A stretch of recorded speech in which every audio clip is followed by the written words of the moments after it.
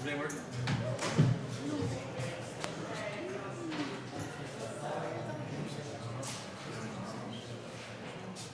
These flags are flag holders.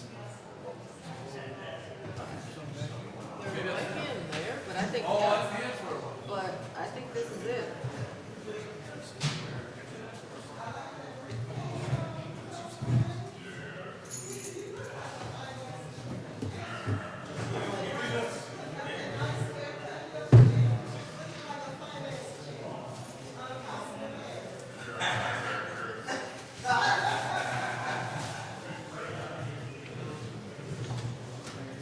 Yeah, this is horrendous.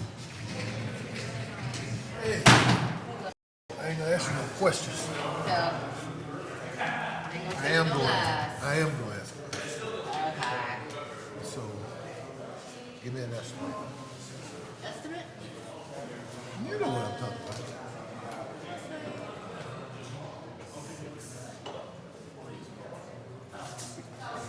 Yep.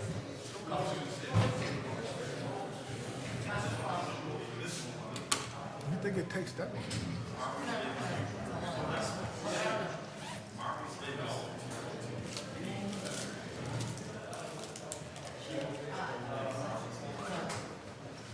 Well, as soon as we get a quorum,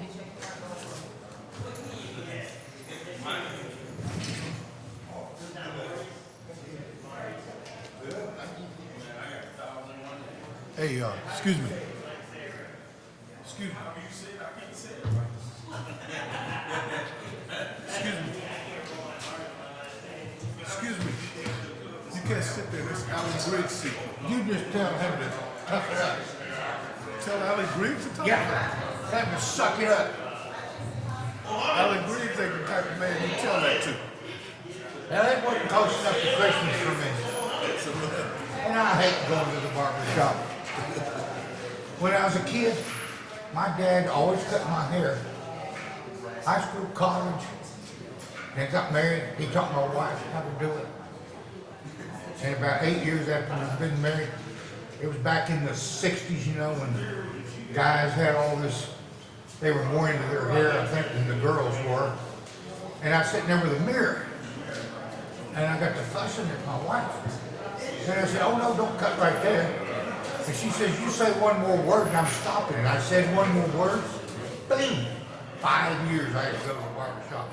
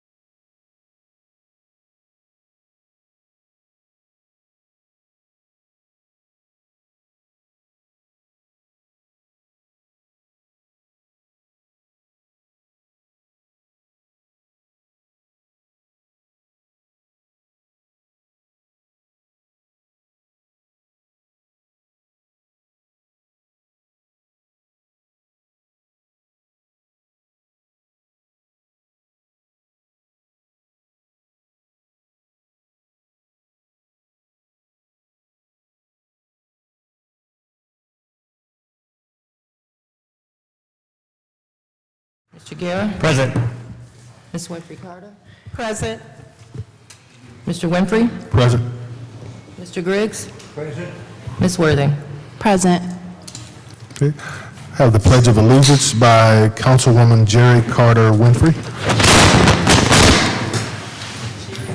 Jerry Winfrey Carter.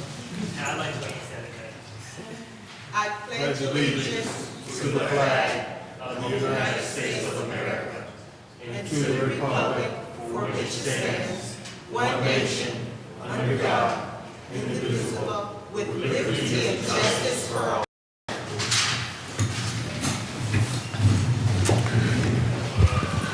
Reading of the Disorderly Persons City Code subsection, and it reads, any person that persists in disrupting this meeting will be in violation of Flint City Code Section 31-10, disorderly conduct, assault and battery, and disorderly persons, and will be subject to arrest for a misdemeanor. Any person who prevents the peaceful and orderly conduct of any meeting will be given one warning. If they persist in disrupting the meeting, the individual will be subject to arrest. Violators shall be removed from the meeting. This brings us to public speaking. And our first public speaker, Ms. Davina.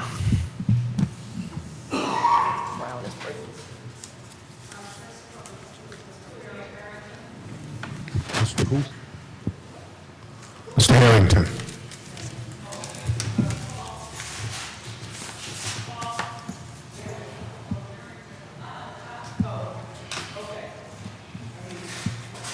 Evening, Council. Good evening. I don't think your mic is on, Mr. Harrington. Is it on now? It is. Okay. Good evening. My name's Harold Harrington. I'm a resident of Flint, live in the 5th Ward. I think it's great that we're finally going to award the next phase of lead line replacements today, but there's a bad issue with the bid documents. The bid documents allow the modification of plumbing systems and relocation of the water meter up to 2 feet without obtaining a plumbing permit. That's in direct violation of state plumbing law. Act 407 of 2016, the Skilled Trades Act, requires that you pull a plumbing permit and the work be done by a licensed plumber to do any interior modification of the plumbing piping. According to these bid documents, anybody can come in there, bring the service line in, relocate the water meter, and you won't know who is doing the work. You won't know that they're qualified because there will be no plumbing permits pulled and no inspections done. I don't think the City of Flint residents deserve to have this kind of work done in their homes, and I hope you look at this before you award these contracts. Thank you. Thank you, Mr. Harrington. Our next public speaker, Our next speaker is Mr. Quincy Murphy. Mr. Murphy? Quincy Murphy. Mr. Murphy.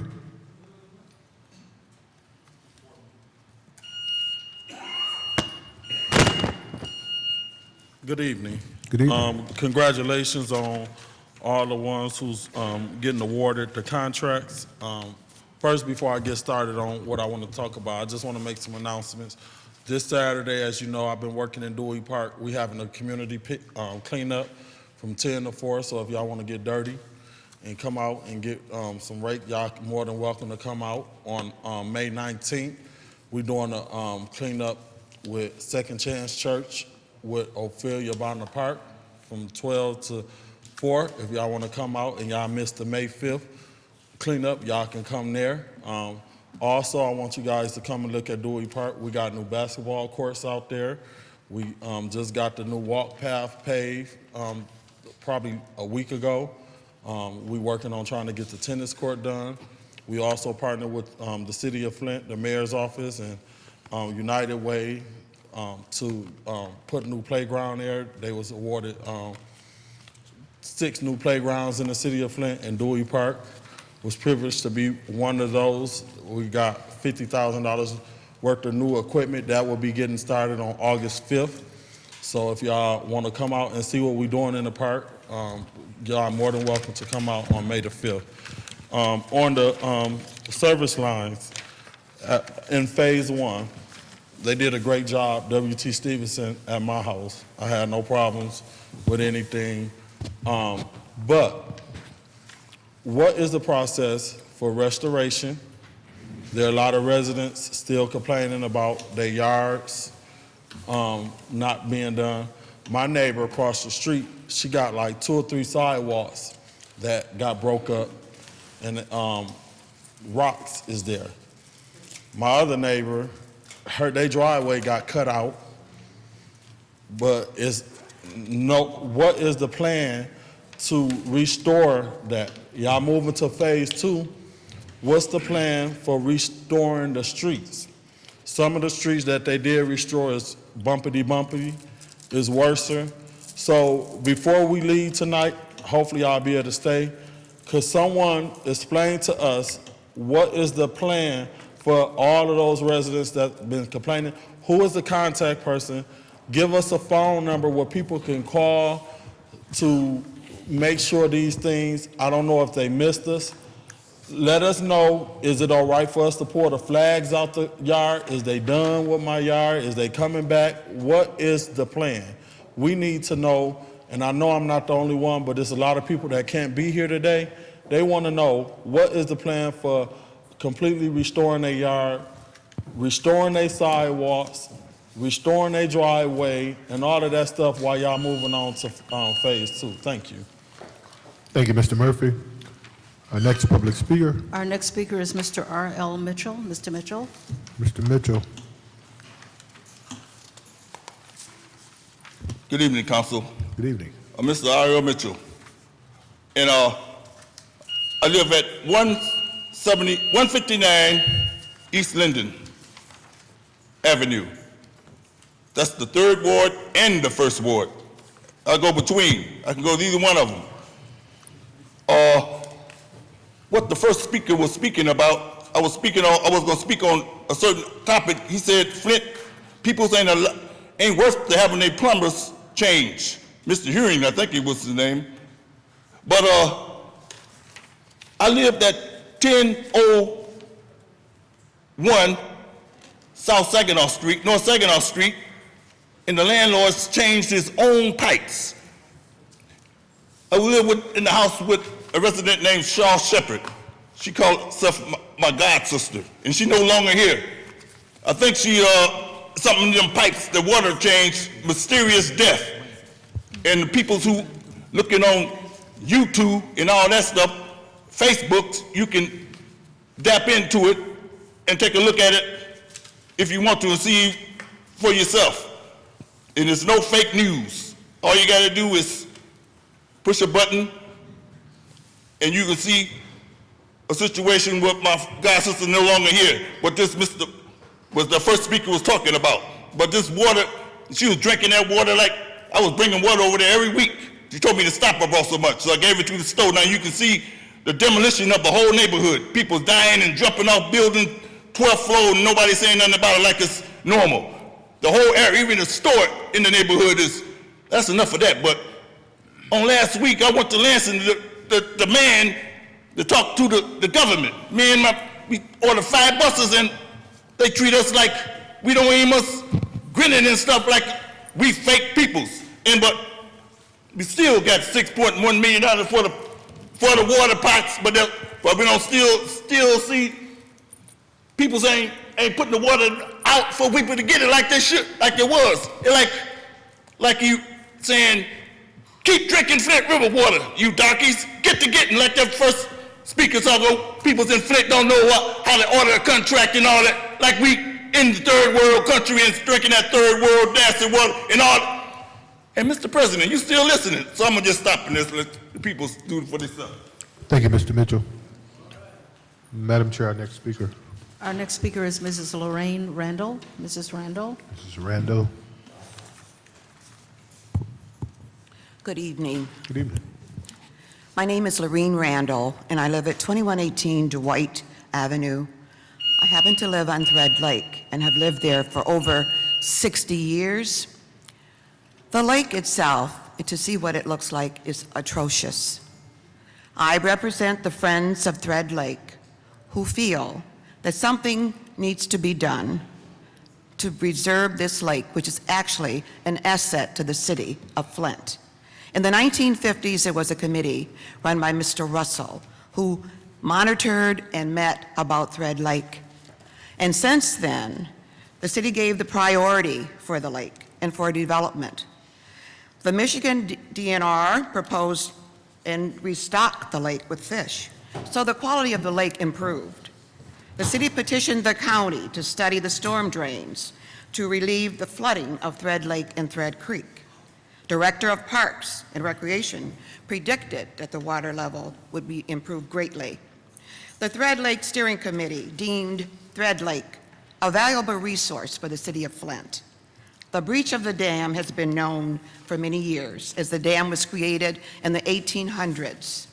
And it was created because there was an ice-making company that harvested ice at the time. The lake was named Crystal Lake at that time. Since then, the lake has been actually demolished by uncaringness, I feel. For the ones who live in the lake and for the people who enjoy it, and for the people that come and see our city, it's very rare to have a lake in the city. And so for us to not have anything done until now is really a shame. I stand here before you today, and I speak for many who could not be here this evening, to say whatever you can do to the dam to make it better, to make it livable. The livestock is dying. We have all kinds of wildlife, and it's a shame for us to let that go and not to enjoy it and not to be a pleasure for our city. I know that it's almost impossible to feel that you don't care as officials and would allow this to happen, and we certainly don't believe that. But Friends of Thread Lake would like, and we desire an explanation, or we would like for you to explain when and if the restoration of this dam, this precious asset of our city, will be repaired. Every possible avenue should be addressed from a state, government, and federal or private entity. It is an environmental hazard the way it is now. As I stated, our wildlife is being affected. And to watch it is very unacceptable. Thank you. Thank you, Mrs. Randall. Madam Clerk, our next speaker Our last speaker is Mrs. Janice Muhammad. is Janice Muhammad. Janice Muhammad.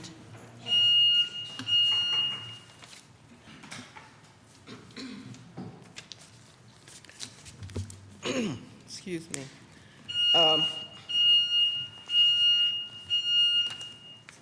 I hope that beeping isn't taken away from the time that I have. It's annoying. First of all, my name is Janice Muhammad. I live in 909 Wager Avenue. I was born and bred right here in Flint. I want to say Assalamu alaikum to you. We have people here that that's new, put it that way. And when I give you the greeting of Assalamu alaikum, that means peace. I'm wishing you peace. The proper response to that is wa alaikum salam, or peace be unto you also. So Assalamu alaikum. Peace be unto you. Thank you. Okay, and I do wish Michigan, or Flint, Michigan, to have peace. I have an issue here that has been eating at me for a long time here since this water, and I don't call it crises because a crisis can easily be remedied in a short period of time. I call it a disaster.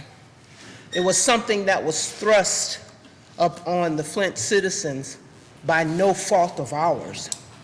So we are in a dilemma now today, still in a dilemma, and only crumbs have been thrown towards the fixing of that disaster dilemma.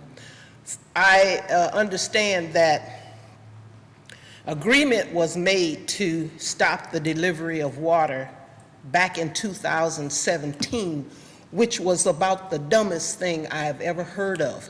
Because when you have a disaster, there's no way you can predict when something like that is going to come about. You can say Okay, we're going to work towards that time.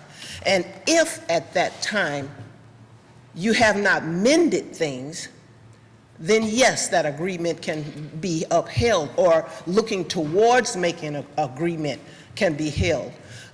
We are still in a heavy dilemma, the worst part of it. Restoring water is only a third of that dilemma. Restoring people's trust is the other 2/3. If you don't restore people's trust, the whole city goes down. There's a bigger issue with what happened to Flint as far as that water situation is concerned, but that is a whole book, and it's about a month's worth of talking to you 24 hours a day to get that out, so I'm not going to attempt. But I have been trying desperately to help the community. I have run my vehicle into the ground. Does that mean I'm done? But go ahead and try to wrap up there. I have run my vehicle into the ground because I've been giving water and taking water to those that don't have transportation, the ill, the old, the infirm, the shut-in, and I will keep doing it until all my wheels fall off. Now, I'm having trouble right now with getting water to different organizations, 501c3s, even the shelters, the homeless shelters, and I find it very difficult. I mean, how can one put a limit on how much water they give you? One case of water, 4 cases of water can't last me one day. And I am expected to go to wherever the water distribution is. Now, it's going to be cut off, I think, what, Thursday?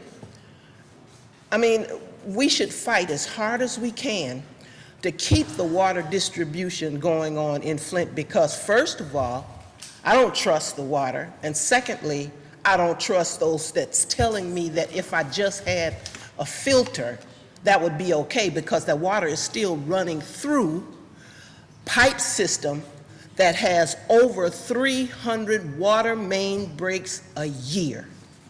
Think about that. And we're talking about our future. We're talking about the babies. We're talking about people that have already died because of the water, but it's being diagnosed as something else, not directly affecting the water or saying that the water did it. I mean, Ms. so Muhammad, many of us are dying Ms. from Muhammad, cancer. I'm going to have to ask you to wrap up. Okay, well, that's it. What I want to know is what I can do now until Thursday or until the water is cut off. Where can I go to get abundance of water? I mean, I need to get cases of water, not just a cup full. What do I need to do that? Who do I need to go to and talk to about that? Who do I need to where do I need to go to get that done? And I'm asking everybody in here, and I expect for somebody to walk up to me when we get done and tell me something. Thank you, Ms. Muhammad. Assalamu alaikum. Assalamu alaikum. Peace be unto you. I guess y'all don't want to wish me peace, huh? Assalamu alaikum. Alaikum salam. All right. Okay. This brings us to council responses. Any council person that want to respond to any of the speakers? Yeah, Mr. President. Councilman Nays? I'm listening to Mr. Harrington talk about plumbers and law, and I think we went over this once before, and I don't know if at the time the information we had said the same thing. If Mr. Harrington want to put some law with the secretaries of clerks, but when we discussed this before, the outside plumbing was not the same plumbing as what he's talking about. And then as it relates to water meters, whatever has been on the books for years, I don't know how we done handled that, but I hear the conversation about plumbers and what rights they have as it relates to pulling permits and whatever, but this is a special program under the City of Flint's auspices, and we'll see if what's being said pans out to be what it is. We'll continue to look. So if that referral want to go to somebody in legal or building and safety, we can look into it. If there's more come out, let us know. But I've had this conversation before.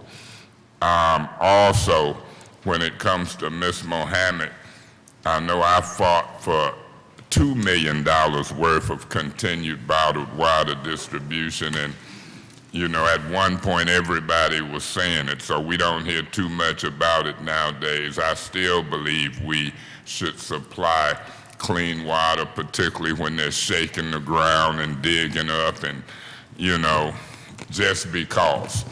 So I've also went as far as saying we should look at bottling up water here in Flint and supplying it. So I'll continue to talk about bottled water just as you have. And I always say, come down on the side of precaution. I'll spend money when it comes to precaution as far as health and safety and clean water. Thread Lake, we'll talk more about that when we get to that resolution. I've got 2 or 3 calls about how it's dried up. That's the one on the south side over there. I've had 2 or 3 calls, so I look forward to that conversation as well. And Mr. Murphy, keep up the good work at the park. Thank you. Thank you. Any other council person? Councilman Davis? Thank you, Mr. President. To the young lady that was concerned with the water, it's a sad day for the city. Anytime the mayor get disrespected, certainly the people behind are gonna get disrespected. People that took bus loads, activists and everything else to Lansing. And you see it's just not working. Evil now is running rampant, not only in Flint, but all over the country. Impoverished communities like this is getting disrespected. Even though Mr. Murphy and them with the Charter Commission, we got a brand new charter facing us. And in the preamble of that charter, everyone should be protected and treated equal. When it's plain to see, no one in this room is getting treated equal. And now it's a sad day. All we can do is fight ourselves, when at the end of the day, people that have the means to make a difference in this community sit back and do nothing, sit on their hands. But I tell you one thing, every problem got a solution, even with the Thread Lake. That's sad to have waterways and resources to go to waste. Just like in my part of town, dumping. People can't get a roof on their house unless they got insurance when they can't even keep food on their table. The lies is keep perpetuating themselves. We gotta get to the place where enough is enough. We gotta sit up here and we do all we can. But now we're gonna have to turn to some other type of resources. If the city don't have it, it's other entities around here that do have it. But the priorities is not in order, and I'm finna wrap up. We got the MOP foundations, they have resources.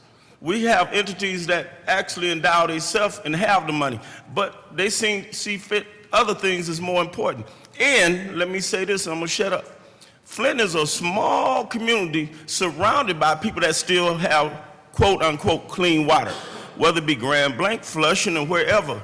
They're not worried, but they come in here and snap up all the water and take it out, and now people here have no water, and I'm done.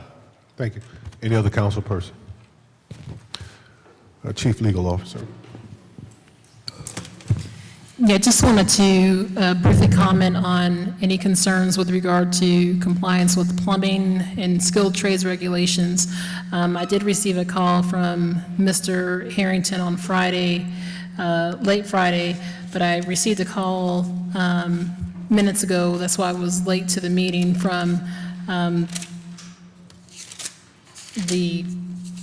get this right, the Michigan Trade Outfitters, their attorney, Tom Maher, and might be mispronouncing that. Anyhow, we're going to make sure that prior to any contract being implemented, that the terms are consistent with state law. So that will be handled without regard. I told the attorney, I'll just call him Tom, that I would be back in contact with him. We'll make sure it's consistent with law prior to anything being implemented through contracts. Mr. President. Councilman Mays. Yeah, I want to keep an eye on that discussion because it didn't come up before, so maybe you can update us or put it as a discussion item in Governmental Operations Committee next week. I want to monitor that. It was a specific law he referenced. We talked about this before, and it comes up again. So we'll get to the bottom of it, and we'll take it from there. And I expect it'll be more conversation after that about it. So I'll look through you, Mr. President, to Ms. Wheeler, you know what's being referenced and you looking into it. Yes, that's correct. Okay, soon as you find out what's being referenced based upon the conversation in the last phase, let me know, because I take it seriously, but I ain't gonna trip. You know, these Mr. Harrington, they be with unions and organizations, and when we came before them running for office, folks was endorsing and not endorsing based upon the position we took on certain stuff.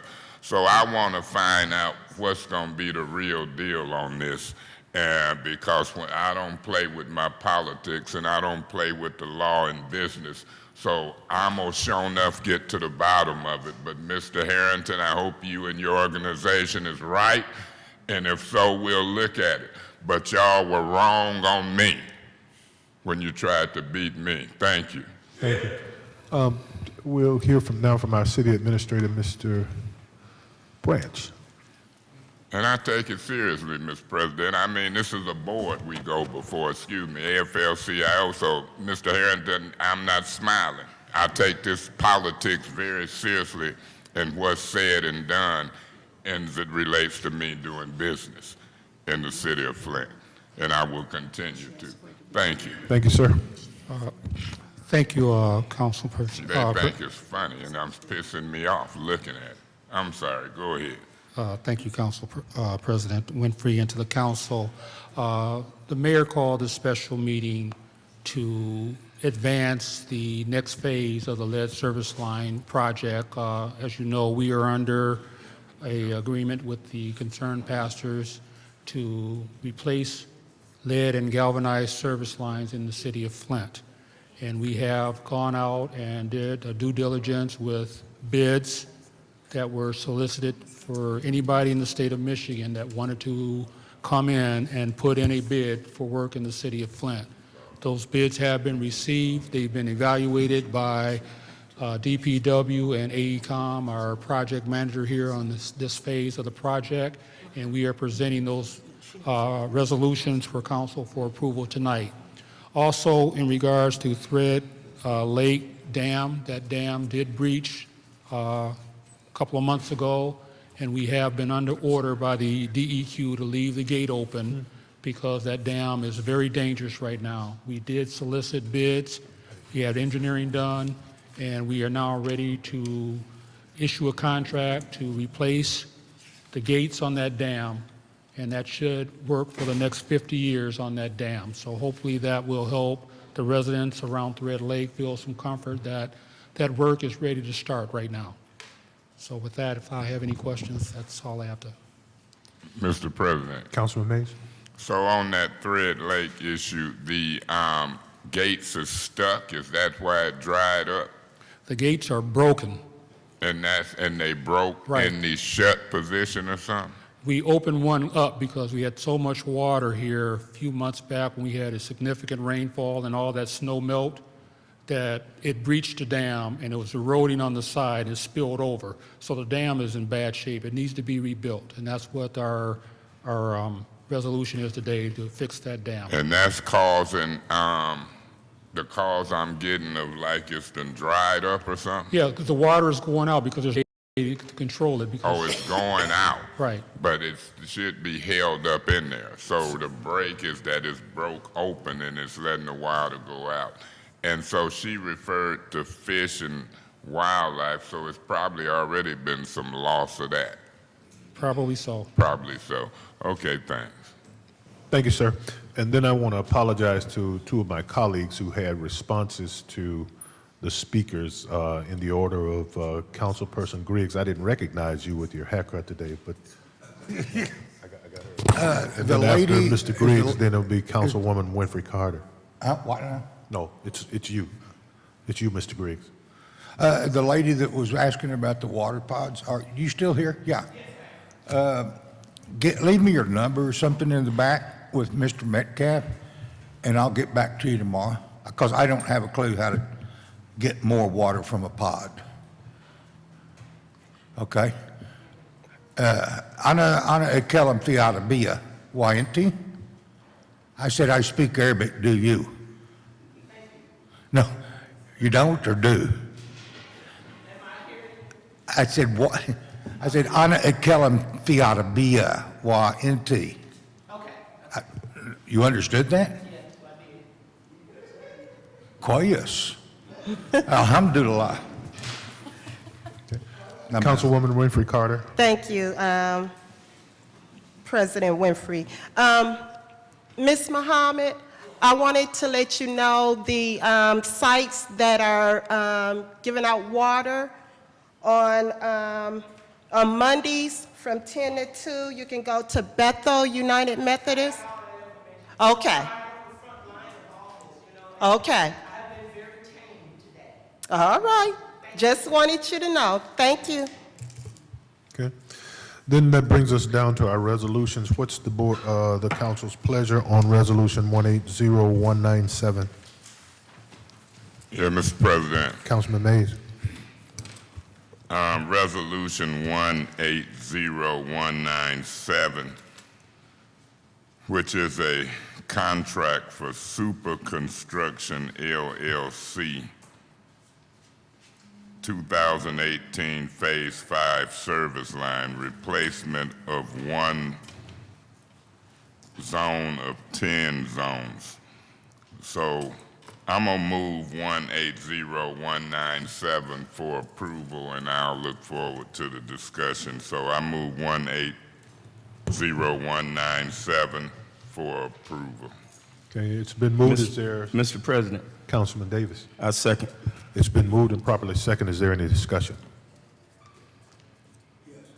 Councilwoman Worthy. Can we, whoever, I think it's AECom, can we get a representative to tell us why they chose these certain companies? I would like to know if they're union or not. And, because I see W.T. Stevens on here, which is not this one, it's another one, and I don't think they're union. I just want to know the, I guess, why you chose these. So, Mr. President, if I can. Go right ahead. So we took out, we put out an RFP. We had 6 responses. We picked 5 of the 6. The 6th bid was way out of bounds as far as price, so we didn't select them. And then also these other contractors, we've used them in the past. So actually the order of them in low to high bid was Lane Construction, Super, Waldorf, W.T. Stevens, and Goyette. And then we had 10 zones to bid on.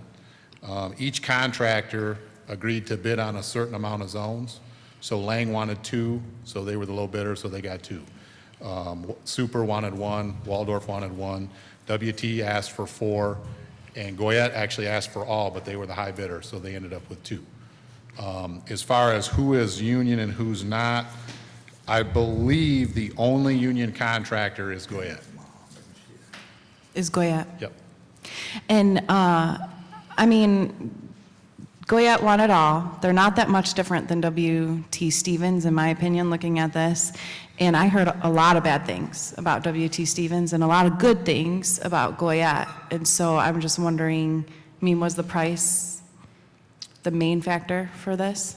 So understand that the state is funding this portion of lead service line replacement, so the state and CHIP funding.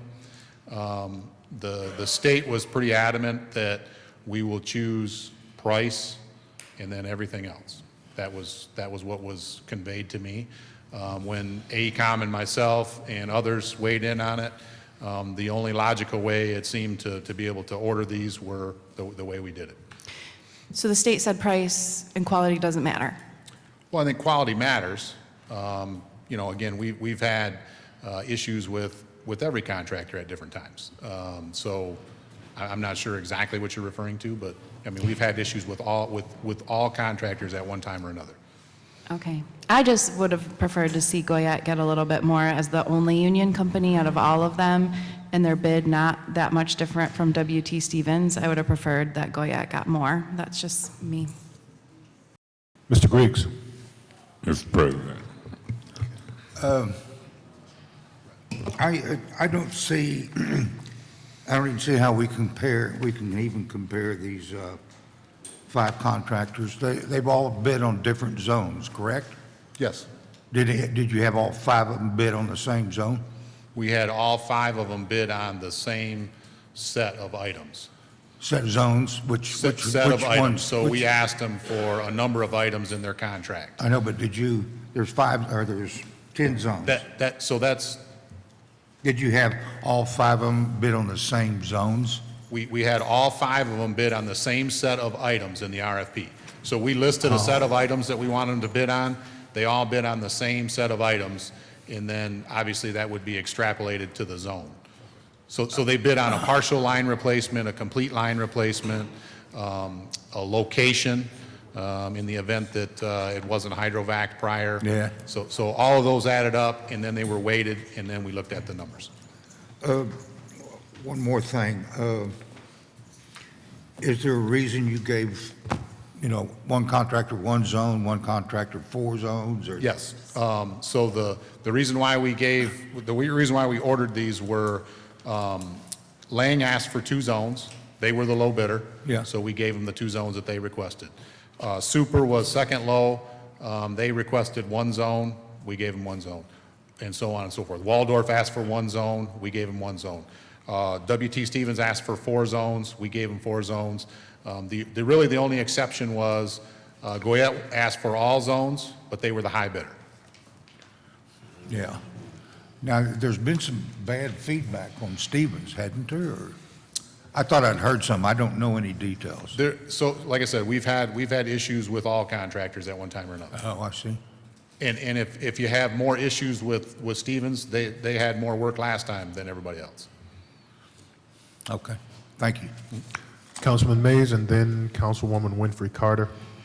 Yeah, I purposely didn't put all of these resolutions together for a bulk bid. I kept them separate. Right now, Super Construction, through you, Mr. President, to Mr. Benzick, as far as you know, this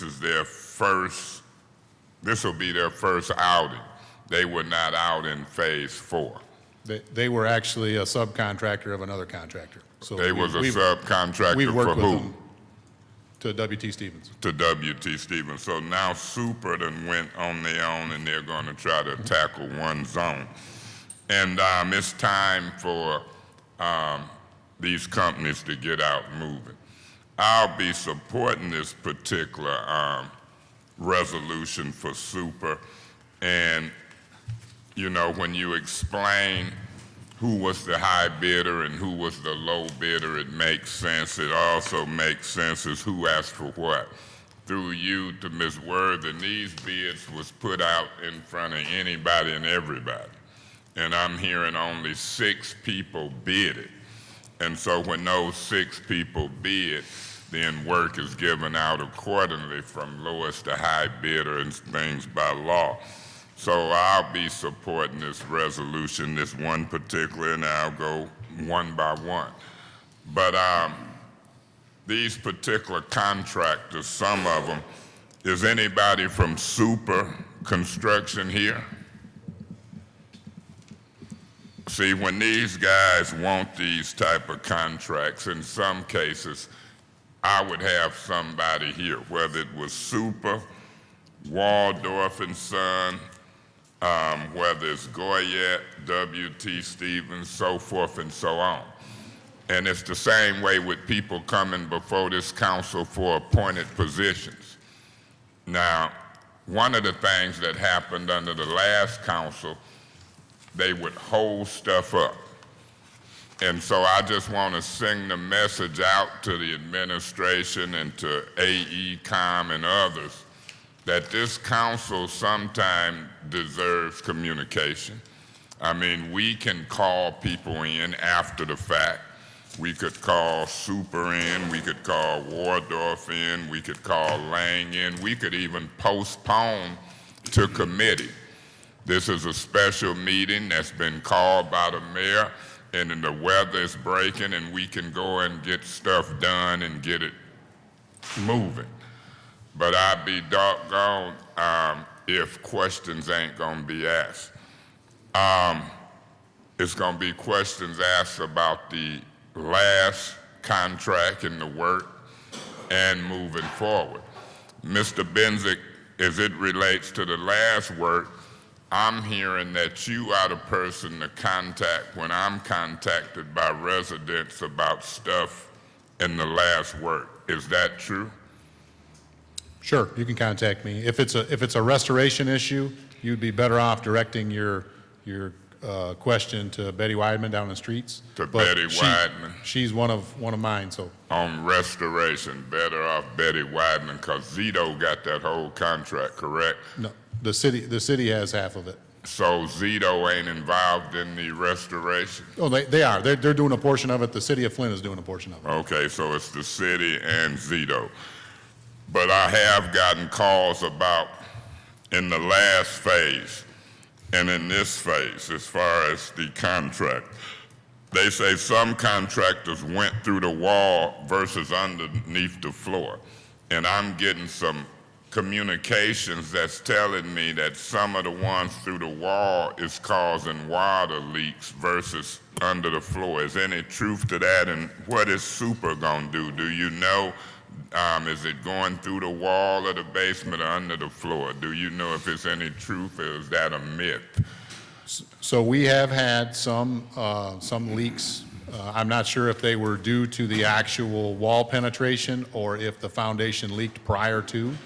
As far as whether they go through the wall or into the floor, we don't specify that.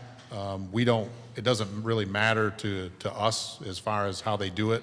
I think either one, as long as it's done properly and repaired properly, that being the penetration between the wall or the floor, and sealed up, there won't be a water leak in the future. Well, the information I get is the wall is different from the floor. The complaints that you're getting, have any of them come from water coming in from up under the floor, or is all of them have the wall? Do we know?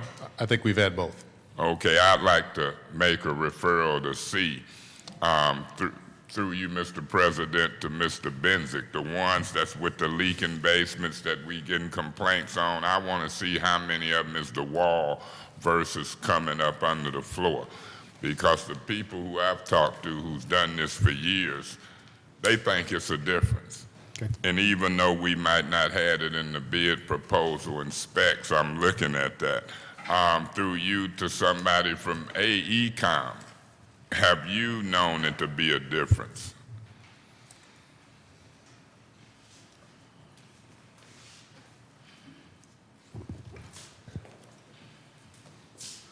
Thank you, Councilman Mays. As you know, we weren't involved in the work in Phase 4, but we've had an opportunity to review the work to prepare the best approach for Phase 5.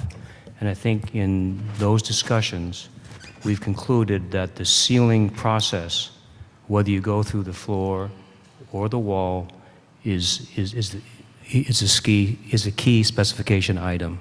I think, like Mr. Benzik suggested, the contractor needs to have some latitude in terms of how they can do the work most efficiently. But the sealing process is the key. Yeah, the sealing process would be the key, but I'm gonna still continue to ask, is it a difference between the wall and the floor regardless of the sealing process being a key? Maybe it ain't. But if it wasn't done properly, who taking care of that business? Because I got some of them that had finished basements, right? Is the contractor's bond, the insurance? Councilman, could you hold on? I want that speaker to for the record, to give his name, please. Alan Wong. Alan Wong. With AECom. With AECom. Okay. Okay, proceed.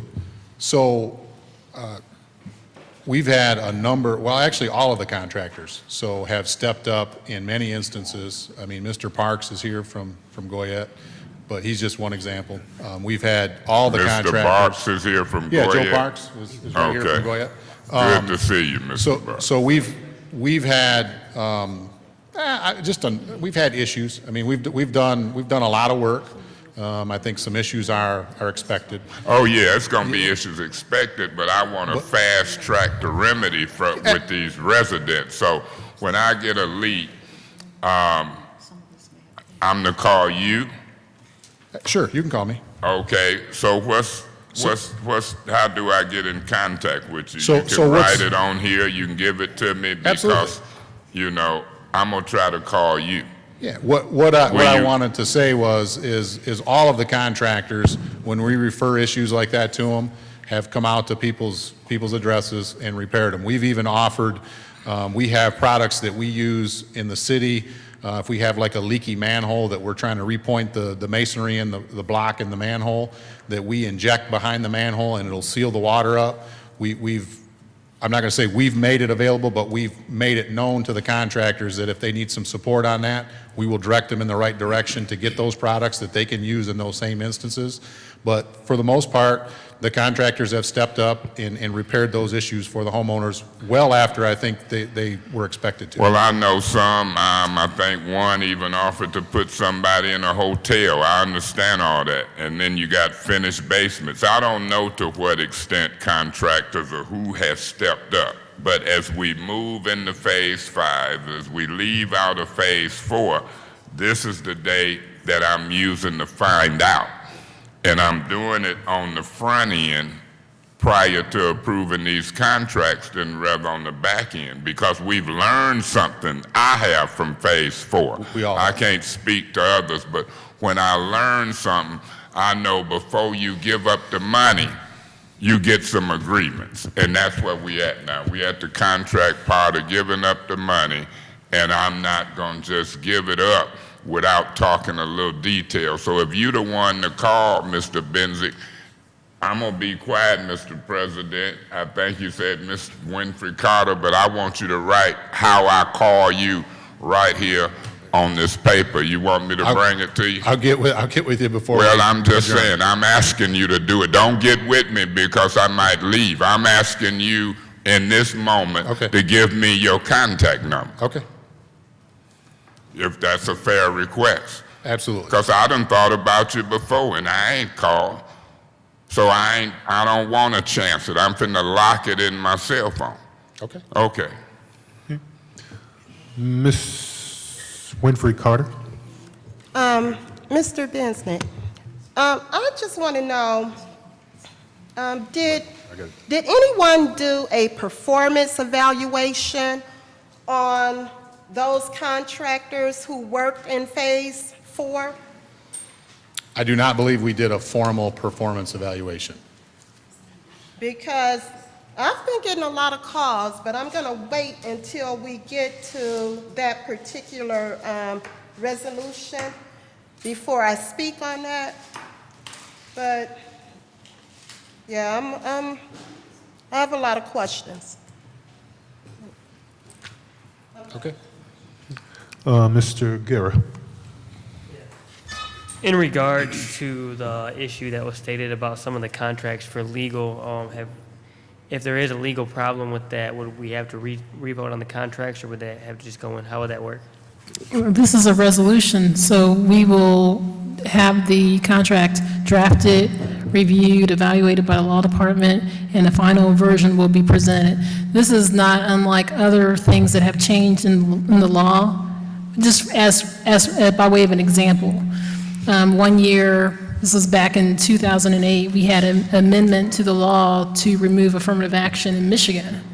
So resolutions continued to go through, and the law department took time to make the amendment to the contract to remove that provision in certain contracts as a result.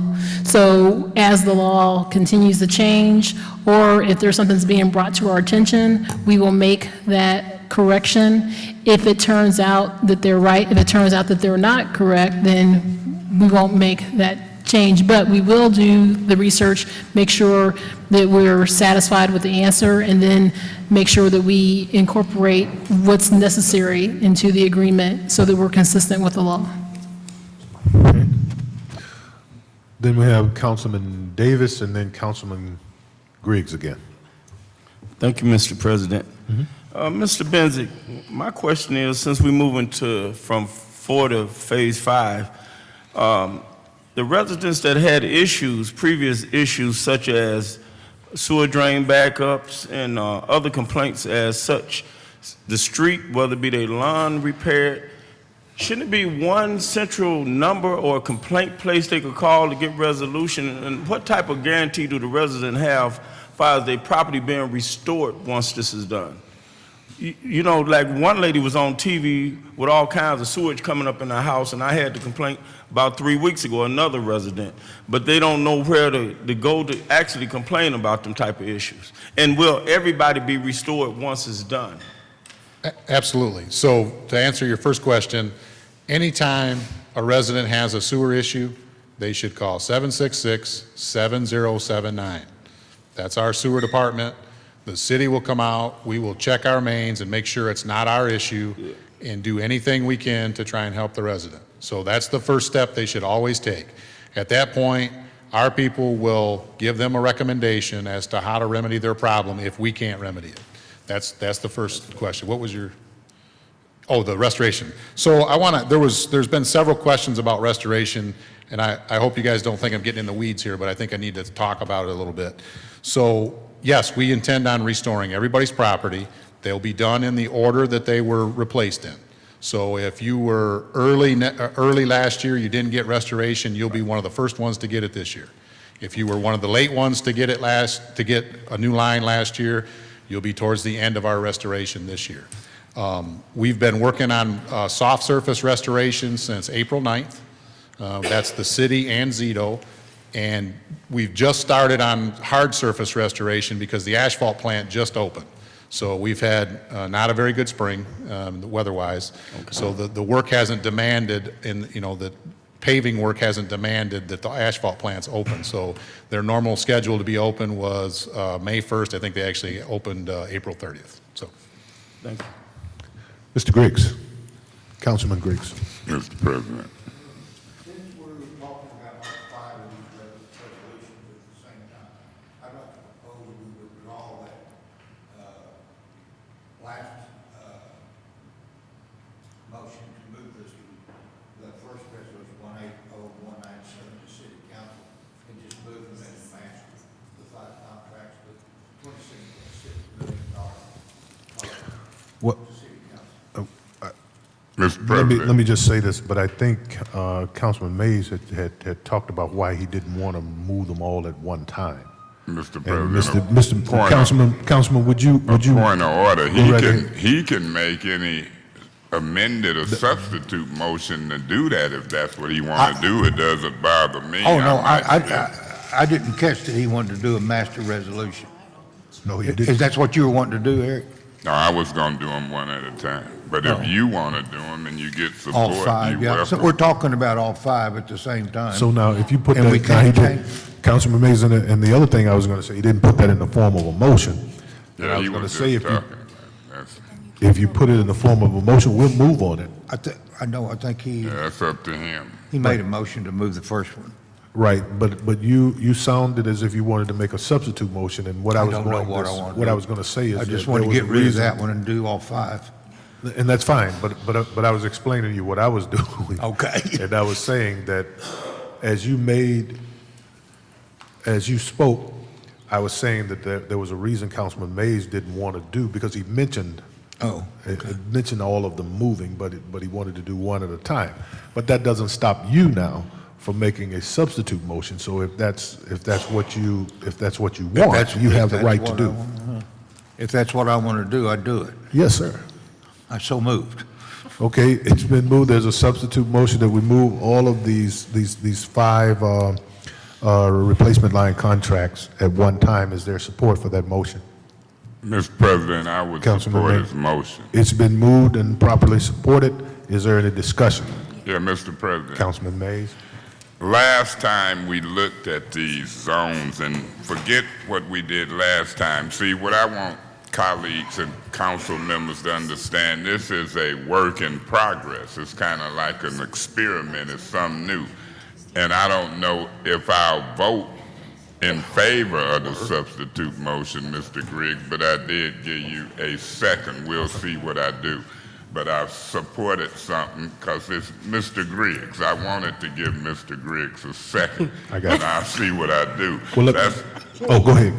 That's how you do in politics sometimes. You give Mr. Griggs a second because we want to do it as a group. And one day he might give me a second. So I'm politicking with my colleague, Mr. Griggs, because he makes me smile. Some colleagues makes me mad, so he makes me smile. He gets a second. And so the zone map, Mr. Griggs want me to vote on all of these, and I don't even know where they at. I don't know if they're in the first ward. These zones, last time I knew the zones, and I'm looking for movement on the other side of Pearson Road. I'm a little selfish first ward. When will we see these zones? Who got the map? Could I look at Alan that Long zone? we already have them. Well, I want to have one. I want to vote on what the zones is. I want to is it secret? Can the secretaries, can I excuse myself and run and look at the map? I want to see these zones. Maybe, Councilman, we can get copies of those maps before we... Before I vote? Yeah. Okay, let's see. I want to see. I want that number now while you ain't, you here now. So this is the zones. And do we know zone 1, zone 2? We don't know who got which zones. We know the number of zones, but we don't know who got which zones. Do we know who got which zones? Could I see that information? See, now we get into the nitty-gritty. And if I have to take a recess in order to see who gonna be in the zone in the area of which I represent, I'm always concerned about zones. In the package, on the last page of each of the resolutions, lane construction, they wanted 2 zones. They got zones 1 and 2. Okay, just a minute. So you say it's in the packet? Is that this gray sheet? Yes. Okay, so that's my fault for not looking at the detailed packet. So I just got it, so I'm not going to take full responsibility, but I'm glad that I got it. So tell me where to find this information at in the packet. It says the last sheet on each resolution. If you recommended award turn to the phase. 4th leaf, you'll find it, Councilman Mays. Okay, so I see where it say lane construction 2,427,000 zones 1 and 2. That's correct. And then W.C. Stevenson 3, 4, 5, and 6. Okay, so now that is identified. So now I look at this color-coded map and I can see 3, 4, 5, and 6 is in the Carpenter Road area, and that's in the area in which I represent. So I'm gonna say to y'all, W.T. Stevenson concerned people, let me have it. I would be glad to have those local folks who I know in the first ward. So if they ain't in your area and they in Councilman Mays' area, y'all can quit worrying about W.T. because I like W.T. and I see zones 4, 5, and 6 by Carpenter and Pearson Road. Now I know some of that overlap with the 2nd and the 3rd, but You want to see this map, Mr. Garrett? Okay, well, this guy high-tech, he say he gonna take a picture of the map. That's all right, but Councilman Guerra, we're going to make sure that all council folks get a copy of it as well. Yeah. I would- I'm kind of stalling because I want people to see the map, but I don't have to filibuster and stall. I just have to get us copies of that color-coded map, Davina. Let's do it color-coded. Now, Mr. Griggs, we gonna see if the substitute motion pass to do them as a group, or will the substitute motion fail? Now, I need to ask the clerk a question about that. Through you, Mr. President, to the clerk, to the legal. If the substitute motion to vote on them all together fail, that don't mean we can't vote on them individually, do it? That's kind of risky, ain't it? It ain't risky at all. I think you're only voting to vote on them together. And Right. if it failed, then that means. We'll just that go all- back to individual. We go back to the original motion? Right. That's what I would think, but I don't think the substitute motion, I'm gonna be pushing for it to pass. I'm gonna be pushing for them to pass all at once. You know why? Because everybody who was worried about W.T. Stevenson, guess who Ward got? So let me and them brothers do our thing. This is a work in progress. See, when you deal with pipe replacement in a city for a water crisis that ain't never been done before, this is trial and error. It ain't no book. V.O. Luster always say ain't no book wrote on this.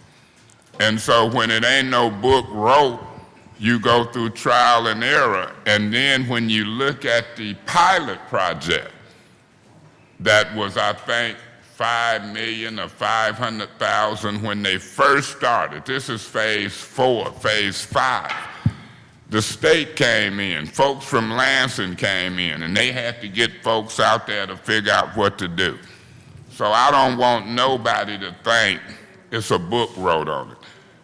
Now AECOM is here. $5.5 million management company expertise. And they got Sam Cox and them with them. So what we gonna do, we gonna try to pull this off. So I'm gonna count votes.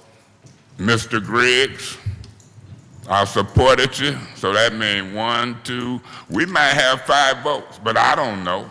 We gonna see. Thank you, Mr. President. I'm waiting on them maps. Thank you, Mr. Wong, for providing the maps. What's his name, Mr. Benzie? Thank you for the maps. And I'm gonna see who gonna say what while I look at this map. If I need more time, I'm gonna start talking again. Point of information, Mr. Mays. What's your point, Councilman Griggs? Okay. Maybe I should withdraw that motion to make a master resolution, because I was trying to save time, and it looks like it's going to take us more time. No, I think I better renege it. I withdraw my motion. You got the right to. So the motion has been withdrawn. Yeah. Okay. So Mr. President, Councilman Mays. he withdrew it. I should make it back again because I'm gonna probably vote for all of them. But I'm just here to tell you so I'll take them one at a time. But I supported you. You owe me a support, Mr. Griggs. I'm just kidding. Okay. Hey. Any other discussion on Super? Super was subcontracted out by W.T. Stevens. And that's interesting because I wonder which zone Super had. Do we know?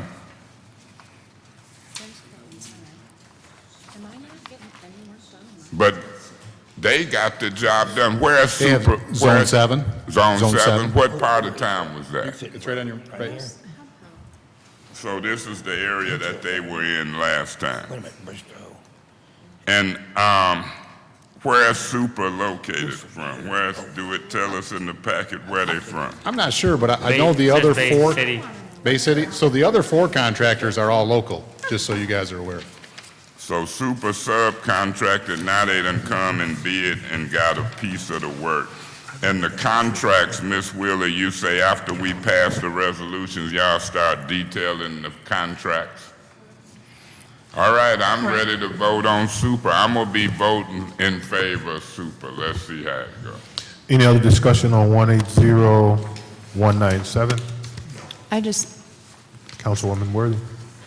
I'm looking at this, zones, and I don't see where the 9th ward is on here. It's right here. Huh? Right there. This is you. So Zone 1 is the No, that's ninth not ward? me. No, that's That's 1-8. that's 8. That's zone 1. That's 8. That's 8. I'm not getting any work done. Did I think this right here is Fenton Road. What about 9 and 10? I just want to know where's my ward getting work? What Because I about see, what did they get that done already, Mr. Binzick? What about 9 and 10 might be your ward? We did do a significant amount of work there last year. Okay. see 10. So how many phases do we have? We believe there will be 6 phases total. So this is phase 5. Okay. Only phase 5. Yeah, this is just phase 5. So, Okay. so if you kind of look, a lot of this, where there's no work being proposed, a lot of that was worked on prior to, so in the previous phases. Okay. Thank you. Mr. President. Yes, sir. Yeah, when will we get these specific addresses, do we know? So we are working right now. We have the Hydrovac, we have Martha Brown, Custom Builders, working right now to determine what the actual addresses are. So once we hydrovac them, we put our eyes on it, we determine what is lead and galvanized, then we will program the replacement contractors to go to those addresses and replace them. So hydrovacs, have they been in zones 4, 5, and 6 yet? They have not. They just started Right, end they of last just week, started but they up. will be there. They just started up. And so how many hydrovacs we got out there? We have 3 currently. 3? I believe she's going to go to 5 Monday, and then the 5. goal is to go to 7 trucks total. Okay. Which gives them the capacity to do between 60 and 80 houses a day. Yeah, because these contractors finna be on their heels. And we gonna defeat the purpose of the hydrovacs. Now, I know the hydrovacs was a little late getting started. They were. I know that. And I also know that my position was that the city should do some hydrovacing and we should own that equipment from now on because of the opportunity with the money. So I'm watching this hydrovac activity. My position is that if the money could pay for it or lease it, we got to be kind of a little crazy not to own equipment. See, I got a consultant who I talked to, and my consultant ain't been wrong yet. Now, he might end up being wrong. And y'all know who I talked to, and his name started with a V. And he been pretty sharp on hipping this councilman to infrastructure stuff, Mr. Wong and Mr. Benzie. And so, Mr. V, make me think, and what you think, Mr. Benzie, should we have and own some hydrovacs? Absolutely. If you recall our budget meetings, our budget hearings, I'm happy that you're in support of those, and we would be happy to own them. Bring me some proposals for at least a hydrovac or 2 if we can get it out of here, and I'd be supporting it. Administration, Steve Branch, y'all listen, there's some hydrovac folks who we think is a good deal.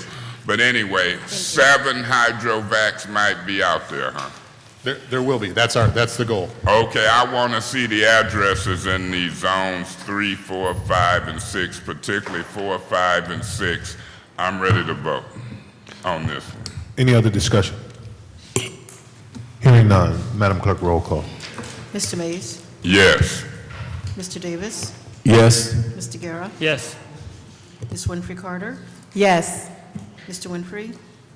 Yes. Mr. Griggs? Yes. Ms. Worthing. Yes. Okay, the vote is 7 yes, 0 no, on 180197. Mr. President, Councilman Mays? I would move 180198, the contract with Waldorf and Sons Incorporated for Phase 5 line services, one zone for approval. Okay, it's been 180198. A second. It's been moved and properly seconded. Is there any discussion? Ms. Winfrey Carter? No. Okay. Any discussion? Councilwoman? Sorry to make you move up and down. I don't remember hearing anything about Waldorf and Sons. Are they new or? Absolutely not. They've done the lion's share of line replacements prior to this project for probably 25 years in the city. Okay. And just as a note, I'm not sure if you guys are all aware of this. A few weeks back, Greg Waldorf passed away, but the company's going to carry on. His brother owns it, and there are several others. But I just wanted to make you guys aware of that. He's a wonderful guy. I've known him most of my life, and worked with him for a long time. So. Thank you. Any other discussion? Yeah, Mr. President. Councilman Mays? Through you to Mr. Benzick, if it's on the handouts, where is Waldorf located and where do they operate from? Oh, where they actually are at? Yeah, I mean, what They city, are out of, where they stationed, where they... They are out of where Mount Morris, Michigan. Mount Morris, Michigan. Okay, thank you. Okay. Any other discussion? Hearing none, Madam Clerk. Mr. Davis? Yes. Mr. Guerra? Yes. Ms. Winfrey Carter? Yes. Mr. Winfrey? Yes. Mr. Griggs? Yes. Ms. Worthing? Yes. Mr. Mays? Yes. The vote is 7 yes, 0 no on 180198. Okay, what is the council's pleasure on 180199? Mr. President, Councilman Mays?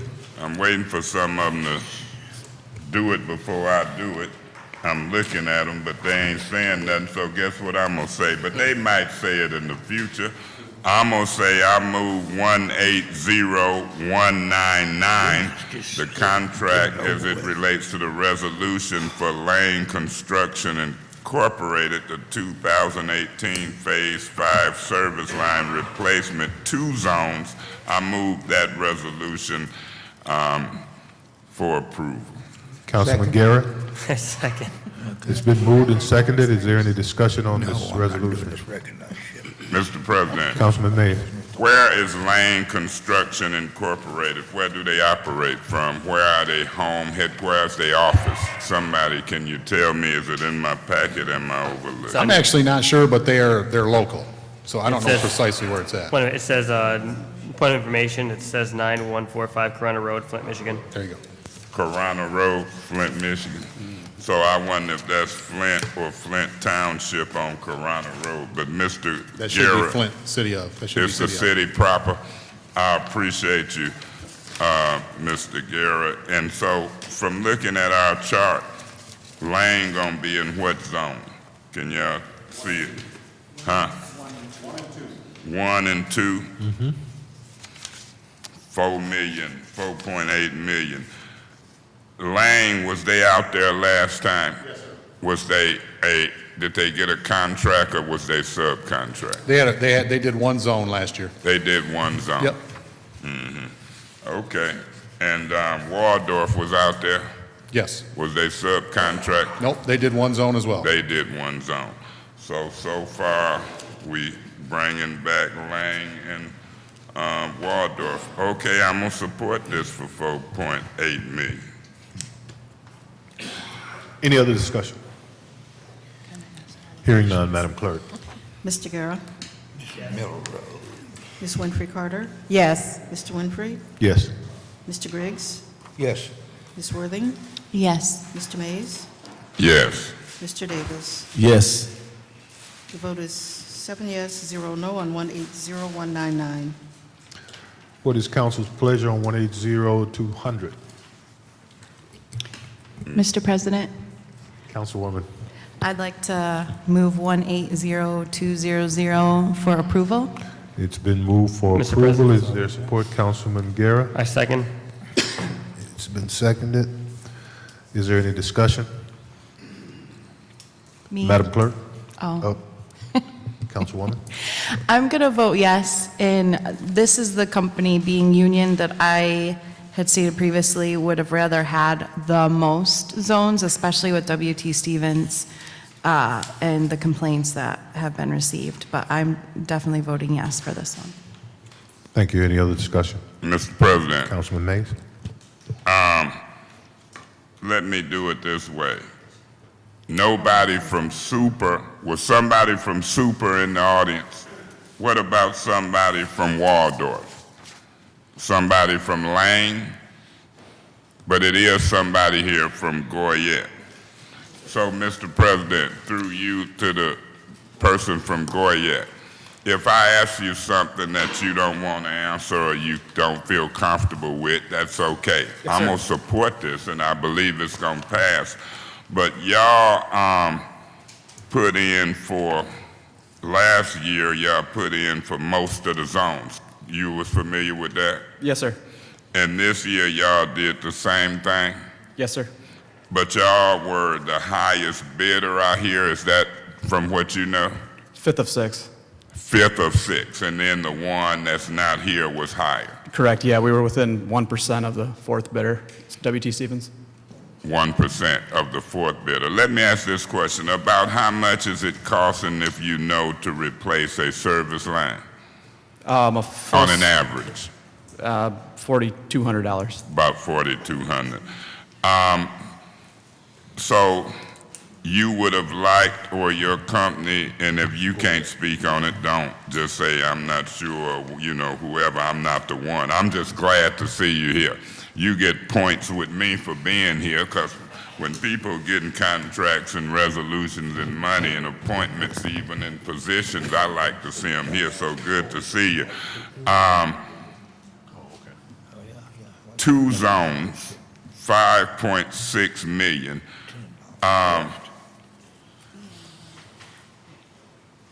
About how long you think it's going to take you to do them 2 zones? Depends on how many crews we're able to put on the project. If the hydrovac project goes well, we'll put enough crews to stay right on their tail. We have the capability of putting over 10 crews on the project, so whatever your needs are, we're here for you. So if you figure you could do all 10 zones and you're doing 2 zones, last year y'all got done and we gave more work, correct? Yes, sir. Yeah, we finished about a month ahead of time, and you issued us a change order. It took us to the last day of the contract. Well, I'm going to be checking on it, and I'll see if it's anything that I can do. It looked like you got a friend and Councilperson Worthing. You might have a friend in me as well, but at the same time, this is some business, and I'm looking at it in a business manner. So I congratulate you. I'm fixing to support you. I'm going to keep my ears open for you, and I also am glad that you was here. Now, somebody said something about the union company, so you are a union company. Yes, we are. But all contractors will be paying what I learned as prevailing wage. Is that prevailing wage thing in there? Yes, it is. And prevailing wage comes to about how much an hour in some cases? It's going to depend on the trade that's working. Yeah, that's a good pay. And so prevailing wage has a lot to do with what folks out there get paid. And so, Goyette, I'm going to say representative of Goyette, what is your name? My name is Joe Parks. I'm the project manager for this project for Goyette. Mr. Parks, thank you for communicating with me. Yes, sir. And even though you might not understand my logic and reason for asking, I understand it, and it makes sense to me. So thank you, Mr. Parks. No and problem. I look forward to working with you. Thank you, Councilman Mays. Councilwoman Winfrey Carter. And I think this question is going to be for Mr. Bensnick or whoever was in charge of the contracts. as far as looking at them. Now, and I do have a question, because in looking at Goyette, and they are going to do 2 zones, and then looking at W.T. Stevens, and they're going to do 4 zones, wouldn't it have been fair to give Goyette 3 zones and give W.T. Stevens 3 zones? And I'm just saying, and saying that Goyette, you know, they are a part of the union. They're unionized. So again, you know, we considered cost, but the way we selected these was a recommendation from AECOM, and that's the way we went forward with it.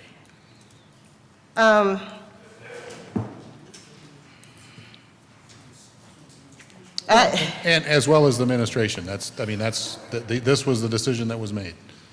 Yeah, but I think if they asked for 10 and you guys called them back during phase 4 to do extra work, and they did the extra work, and what I've heard, some contractors did not finish or complete the work in phase 4. I think we need to be fair about this. And I'm not even looking at money. I'm with Councilwoman Worthing. I'm looking at quality as well. Good boy. That's right. Well, you gonna get But I'm going to support Goyette, but I think we probably need, really need to reconsider and think about splitting this work up, because the idea of it is to get as much work done. Now, let me ask a question, Mr. Binsney.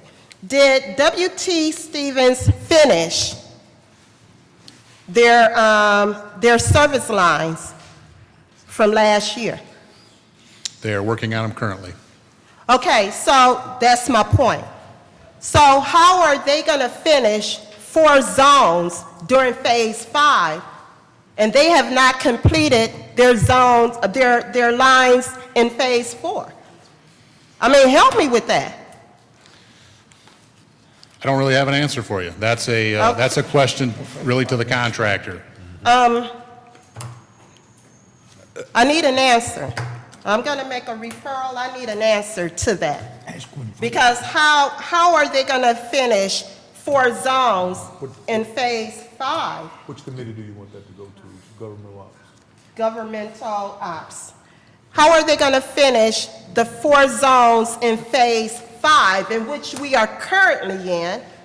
And now they're currently working on lines that they did not complete in phase 4. Again, that's a question help for me the with that. contract. That's a question for the contractor. Okay, we need to make a recommendation, a referral that... Referral's been made. It's been duly noted. Okay, thank you. Okay. Thank you, Mr. Benson. Okay. Any other discussion? he was Councilman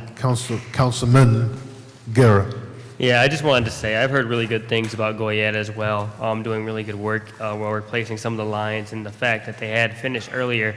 And I too would have liked to see them maybe receive more fair treatment, because they look very close when looking at the numbers compared to each other, and I think that they did really good work in the past. So I'm kind of in favor with what Jerry Winfrey Carter had said about maybe splitting that up and giving them one of the extra ones. I don't know how that would work if we did that, though.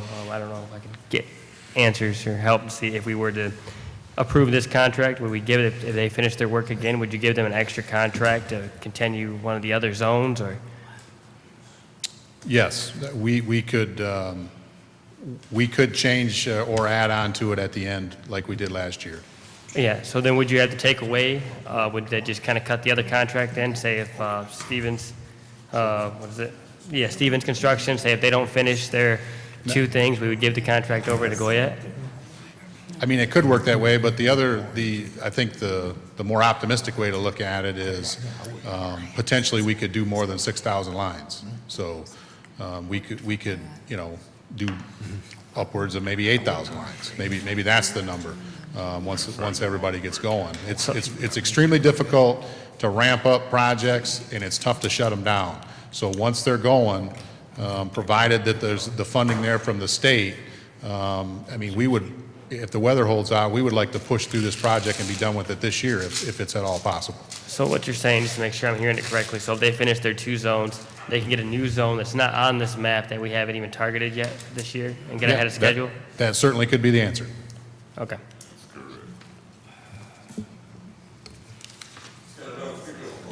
Councilman, yeah, I got it. Councilman Davis. Thank you, Mr. President. I'm looking at this map, and I'm paying close attention to the zones. W.T. Stevens, they have zone 3, 4, 5, and 6. It's not much different, but it is a little difference in the volume that Goyette has. Now, I'm sure when it first started, like my colleague Councilman Mays has stated, that it's not a book out there. I guess by this is something that's new that's happening to Flint, Michigan with replacing these service lines. But I'm sure as they get the experience, I'm talking about W.T. Stevens, they will be more, I'll say they'll be more expedient to get it done in a timely fashion. But if the bid was a little bit under, it was still a little bit under bid. And sometimes you have to work yourself up to that type of volume because we all know Goyette been around a while and they are quality work. W.T. Stevens just came on the scene, and I feel like anybody else, to be fair, you have to have a little learning curve in the same thing, which we have. The work is out there. And if they're doing quality work, I would say be patient, as my colleague Councilman May stated. I got the confidence that they will come on board and be another viable commodity around here, just as Goyette.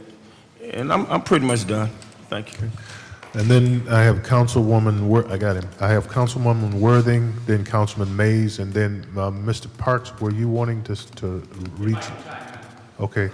Well, let me get Councilwoman Worthing and then Councilman Mays. Well, he can speak now if he's... Okay, then go right ahead. We spoke a minute ago that if we finish on time, that we could find some more addresses at that time. One point I do want to make is that if we do have that third zone or whatever out of the beginning of the project, we can build our crews at that time to do those 3 zones. We don't have to build a crew large enough to handle 2 zones and then at the end of the project bring in more guys to finish the third. We could put enough crews to handle 3 zones out of the gate so we can get you to your 6,000 faster. And then we can talk about doing more than 6,000 at that point. And when we speak about there's no book written yet, we're getting to the point where we're writing that book right now. And we put enough practices in place last year that we were able to put a formula together that enabled us to get done fast enough to beat that schedule last year by a month. And we're here to do that for you again this year, and we want to be even more aggressive with that schedule. We're here for you, so. Thank you, Mr. Park. Councilwoman Worthing, you still need to... I appreciated Jerry Winfrey Carter's comments and questions because that is along the lines of what I was thinking. If they're not done with the phase 4, I cannot vote on the next resolution to give them 4. It's going to be a no for me. This one's a yes, and as for what Mr. Guerra was asking, we can figure that out later, but my vote will be no, and then they'll figure it out. I don't know how the rest of you will vote, but and the reason why I'm pro-union is I was a school employee, I was a union employee, and union employees are not only paid more, but they have retirement, health care, and for them to only be within 1% of W.T. Stevens and provide health care and retirement for their employees is huge. And so my support will always go to a union company that produces quality, and that's why you get better quality usually with union companies, is because workers are willing to work harder and usually are better because they are offered more. So that's where my thinking is. And I personally know Goyette. My ex-husband actually worked for Goyette. But union, there's benefits to it, and we've heard it. They finished early, got more work, whereas other companies struggled to keep up, so. Thank you. Councilman Mays? Yeah, I'm going to continue to say I'm going to support this resolution. I've heard communications from Ms. Worthing about the next resolution. I'm going to discuss that next resolution when I get to it. But, you know, I worked for General Motors from 77 to 08. You might count up 30-some years, but, you know, I come out in 08. And I come out under one of them buyout things. But the point I'm trying to make about the union is I think we all in this town is kind of supportive of unions. But Ms. Worthing, I look at unions when it comes to supporting me as well. You know, it surprised me that my own UAW tried to take me out of this seat along with the AFL-CIO and the boards that I go before, where that's why I say Mr. Harrington sit on. And I know people don't think it means nothing, but it do mean something. Even by being a black man in Flint means something. And I'm going to talk more about that when I get to the company W.T. Stevenson, when I talk about local and minority and women and black companies. I'm just going to be frank. I do support Goyette, and what Goyette said as it relates to this resolution is profound, because they're saying something that I've said. And people say, why couldn't we just do all this quick at once? Why do we have to do phase after phase? Goyette is starting to come out and say, look, we can do more faster. They just put more crews on. They put more crews on, you subcontract out. Why is this being held off? Why we won't do 8,000 and 12,000 in this one summer? Because that's how the system works. You could have WT doing 3, 4, 5 zones if they put more crews on. You could have Goyette doing 8 zones if they put more crews on. That's how this business works. You bring in more workers and crews if you got equipment. If you don't, Mr. V done taught me, y'all gonna figure out who Mr. V is. You can lease stuff. You can get equipment. I done learned and had to learn more about the mechanics of how this stuff works, and it ain't no rocket science. It ain't no rocket science. Through you, Mr. President, who can answer this question, where did $9 million go that they tell me was taken out of the state reserve funds for water service lines? I'm hearing $9 million was taken out of the state reserve fund. Now people looking at a balance of $6.1 million. I wish Mr. Newsom hadn't left, because I want to find out where's the money at. I thought we was paying for this service line stuff strictly out of wind fund or some type of fund. And then I looked at the reserve fund, and when Mr. Ananick came, Senator Ananick, he said $9 million was taken out for service line replacement. I'm like, you got to be kidding. Who in the city know where that money went for service line replacement? Do you know, Mr. Branch? Yes, the first 40 million. Explain it to me. The first 40 million came out of the wind. Go slow, I got to follow. The first 40 million came out of the wind, and that was done last year. Okay. The state is obligated for $47 additional million. Of that 47, that 9 that you're talking about, that's part of that 47, along with monies from CHIP funding from the state to cover the 47 million that they obligated to cover. Let me ask this question. the state had to put up 20 million in matching fund money with 100 million from the feds. Why couldn't that 20 million count as it relates to the 9 million and don't mess with that reserve fund? And if it can that 20 million backfill that 9 million? That was half of the 40 million to 20 million. We had That was the half of the 40. The win was 120 million, which included the matching monies from the state, the 20 million. So the state done only contributed 27 million so far, and they owe another 20 million to get to the 47, or they done got to the 47? They owe 47 million now. I thought you said the 20 million. No, 20 million, 40 million of the win monies. The state's 20 million match was for the win money. Okay, we spent 40 million of the 120 million. That's correct. So now they owe us 47 million. So 20 million could have theoretically been the Fed's money and 20 million could have been the state's. It was. Okay, so that means the state, based upon the consent agreement, then contributed 29 million. Because they took 9 million out the reserve fund. But I want them to see, so the other, let's call it not 29, let's call it for easy counting purposes, 27. So they got to come up with another 27, is really 18 million. Have they committed and showed us where that other 18 or 20 million gonna come from? They have to come up with 47 million, Council. They done come up with 29 million so Well, far. 47 minus 9 is not that number. No, I'm counting 20. They had to, you had to match the 100 million with 20 million. That from was the state. 40 million. The state's obligated to come up with another 47 million.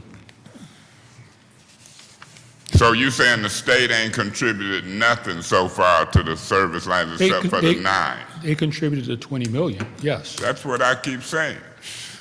And the 20 million came from the matching the 100 million, correct? There was a requirement to get the 100 That's million. correct. In order to get the 100, the state had to put 20 million. It's 120 million. And so however we take that 120 million in, the state is telling you or us that 20 million of the 40 million from last year's was their contribution. That's correct. And then another 9 million was contributed from the reserve fund. That's correct. So that's a total of 29 million. Now, do we know where they gonna get their next state contribution from? We don't know yet. No, that's the state's obligation and responsibility. Okay, so if the state bring forward the next 20 million, for example, this guy from Goyette saying, we'd like to gear up, come out the blocks. So what's holding us up from doing more? The releasing of the money from the state, or is we asking for money to be released faster? The releasing of the money from the state is the whole. And that's what we paying AECOM 5.5 million to draw up the paper to release money. Is that a fair statement? Yes and no. Yes and no. Why no? The 47 million was part of the settlement agreement, which On was the prior, yeah. which was prior to AECOM. AECOM is the project manager of the remaining wind funds. Well, let me say this. I do understand that the concerned pastors, the city council, the city of Flint, everybody reached a consent agreement, and in that consent agreement, that had something to do with the stopping of the bottled water distribution. It has something to do with the 47 million that the state has to put into pipe replacement. I understand that. All I'm saying is that moving forward, AECOM is contracted with us for $5 million or more to write paperwork in order to loosen up money from the state. And my understanding that it was between 100 and 200 million that they're trying to loosen up. Is that a fair statement? I think they turned in a project plan for $122 million. Say that again. They've turned in a project plan of $22 million. So AECom then turned in paperwork to the state requesting $122 million. They turned in a project plan which the state has to turn into the EPA before it is released. So AECom, as we speak, then did work. It would be fair to say, then put in paperwork for over $100 million, and we waiting on the answer back. We're waiting on the EPA, that's correct. Okay. And out of that, we still don't know if the state's last 18 or 20 million, we don't know when they're going to wrap that up and commit that. We don't know yet. So we know that the sooner they do that, the sooner we can finish up service lines. Yes, and just to make it clear, Councilman Mays, the state owes us $47 million. If you take 9 from that, we are waiting on them to come up with that $38 million. But they could argue that they only owe us. No, they would lose that argument. Well, we spent $40 million last year. It came from somewhere, correct? Yes, but that $40 million, it was $87 million that we were obligated to do lead service lines. $40 million came from the wind, which included the $20 million from the state and $20 million from the wind farms. The settlement with the state is $47 million, not $87 million, right? The settlement for the state was to pay for whatever is required to replace lead service lines. Okay, that's what it said. Yes. So $40 million came from where last year? $20 million came from wind, $20 million came from the state match of the $100 million. Okay, that's the $40 million. I Right. got that. I shouldn't have to circle back on that. That's what I understood. That's why I keep saying they might have contributed $20 million already. But anyway, now the project plan that's been submitted, when can we see the details of that? We can get you copies of that. Yeah, I would want to see what's happening. It has to go. It has to go through final comment and public comment on it. But we've turned in a plan just because we turned it in $122 million. Yeah, I don't care what comment period it go through. I'd like to see it. I mean, I might not second guess AECom, but did the administration work on that with AECom, or AECom did No, it we've by been working. themselves? We have been working, but Right. So I like to see it as it's a work in progress. I'm curious as heck sitting here right now what we gonna do with the money, because once we went with the 30-year deal, we ain't fixing the water plant. Yeah, that's in the plan that's coming out. It ain't gonna be $58 million worth. No, not for the water plant, but they're. No, because we stayed with Great Lakes for 30 years. Originally, this $100 million and stuff, we were looking at fixing the water plant, staying with the KWA. So I'm curious as heck to see what's being proposed for the great city of Flint. The sooner y'all can get that to me, I don't know about my colleagues' curiosity, the sooner it's okay to reveal it to me, I'd like to see where we headed. We'll have it for you by a committee meeting next week. That'll be good, because I like being a new finance chair, and I like to look at everything financial moving. No problem. Let me say this. I'm going to be curious to look at that, because I done found out something, Mr. Smith, Corey Smith, and y'all going to be surprised. I know what a small, and then, Mr. President, I'm finna wrap up. I've been going long, but this is what you have to do when you're talking this business. They just want us to come in, vote, and go. And I'm getting information now.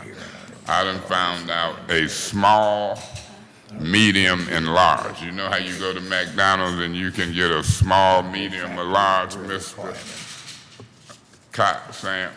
Well, I know what a small, medium, and large bottled water factory costs. A small might be $500,000, a medium $1.5 million, and a large $5 million. And so I want to see that plan, because I don't care if the Friends of Thread Lake own it or the city own it. But if we ain't trusting water coming through our pipes and infrastructure, but we can trust it being delivered in jugs and water bottles, then I see some revenue. Thank you, Mr. President. I think I got some answers. I look forward to talking further, Mr. Branch, but I'm following this thing, and even though my voice and the sound might throw you off, my brain is taking this in. And so I'm looking forward to hearing from AECOM and these plans as they develop. I don't like them coming to me once they, I like to have input if I may. So, seem like good teamwork so far. I'll be voting in favor of you, Mr. Goyette, and I hear what you're saying. You want to jump out there when you jump out there. You don't want to have to get the work done and then gear back up and, that's my thought. I think you can do pipes quicker with more people out there. Thank you. Mr. Davis and then Mr. Guerra.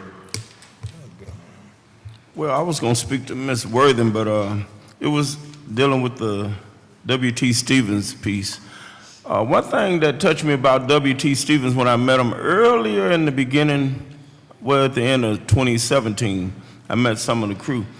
And it was very interesting how they used a lot of people that was second chance people that didn't have opportunity. They took them in to train them.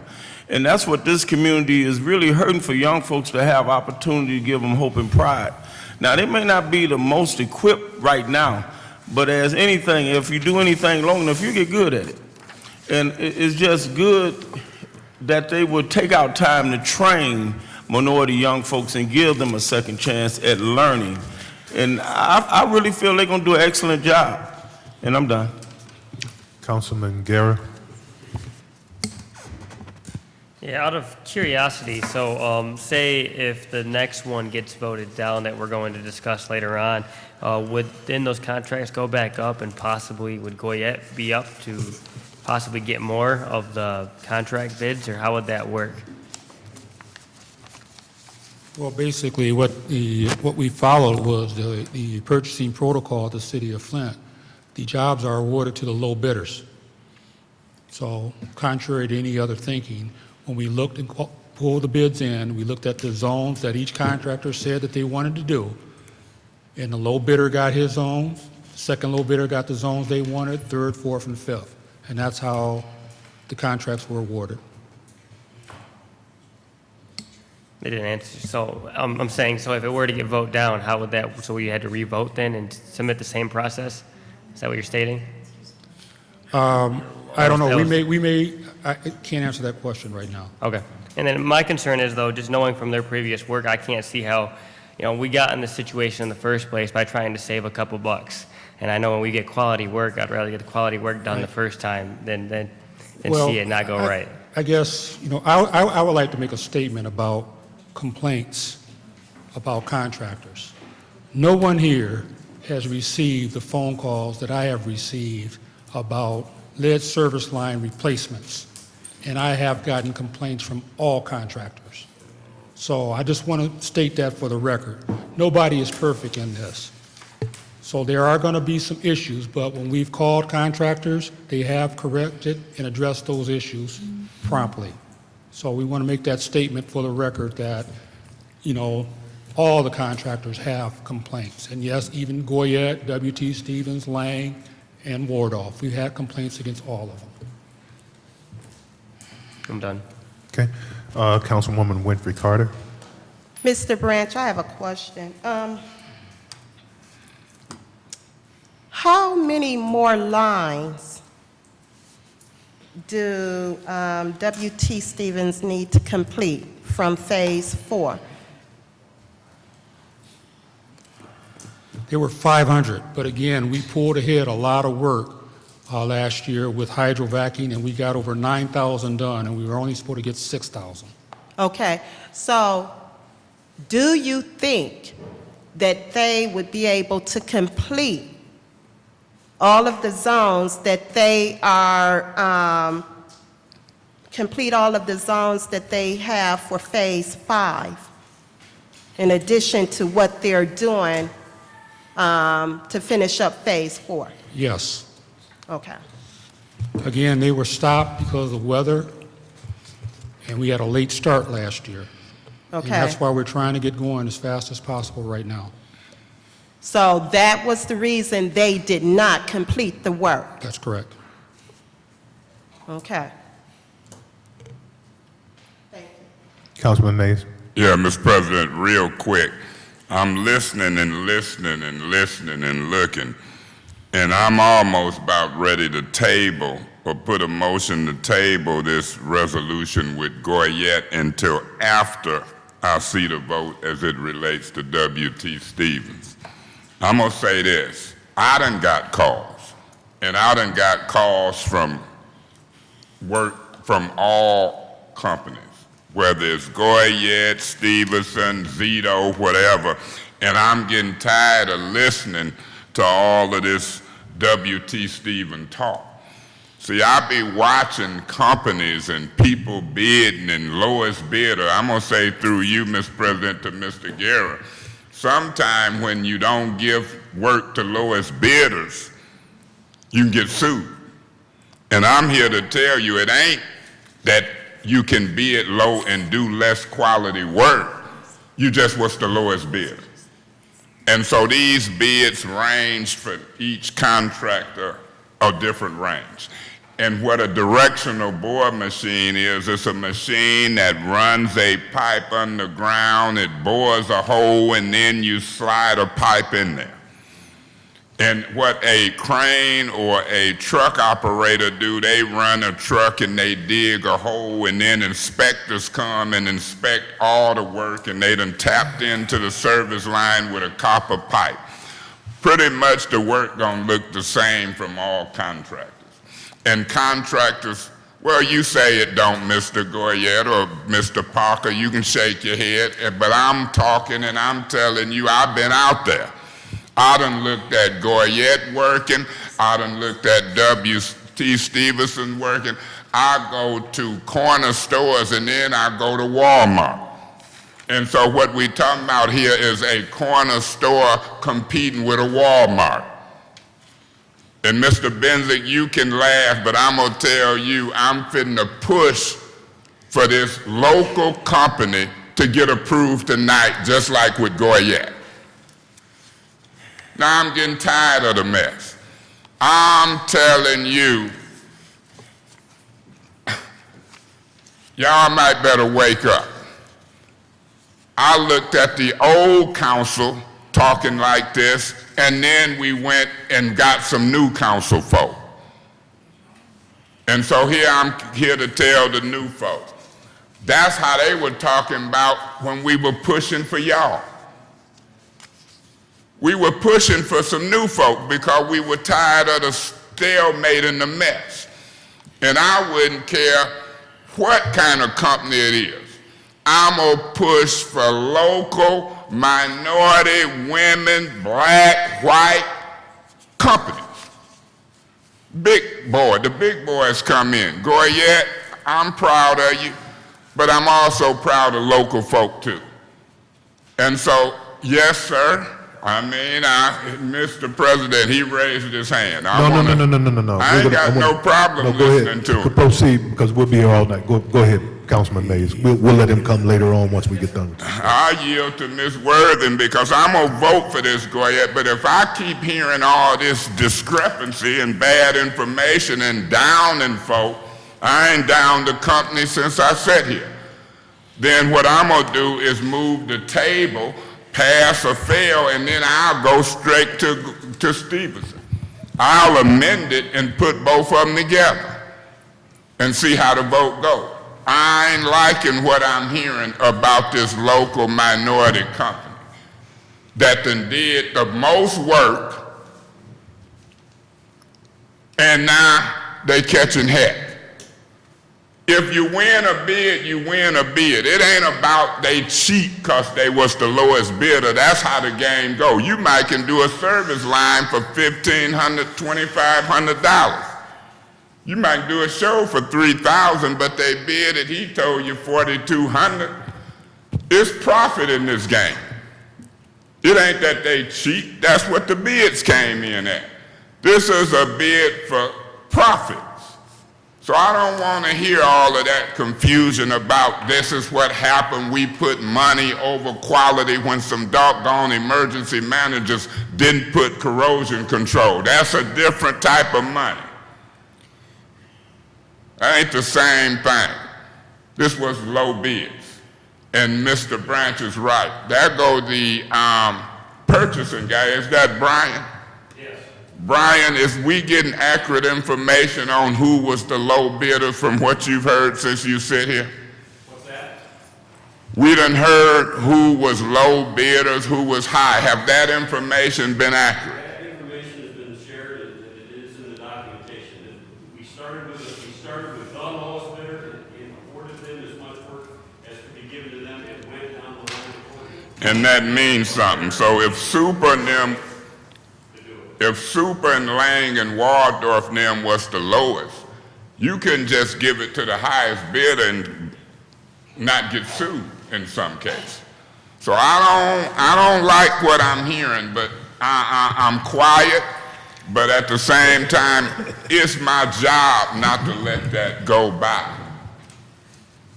And so I've done that.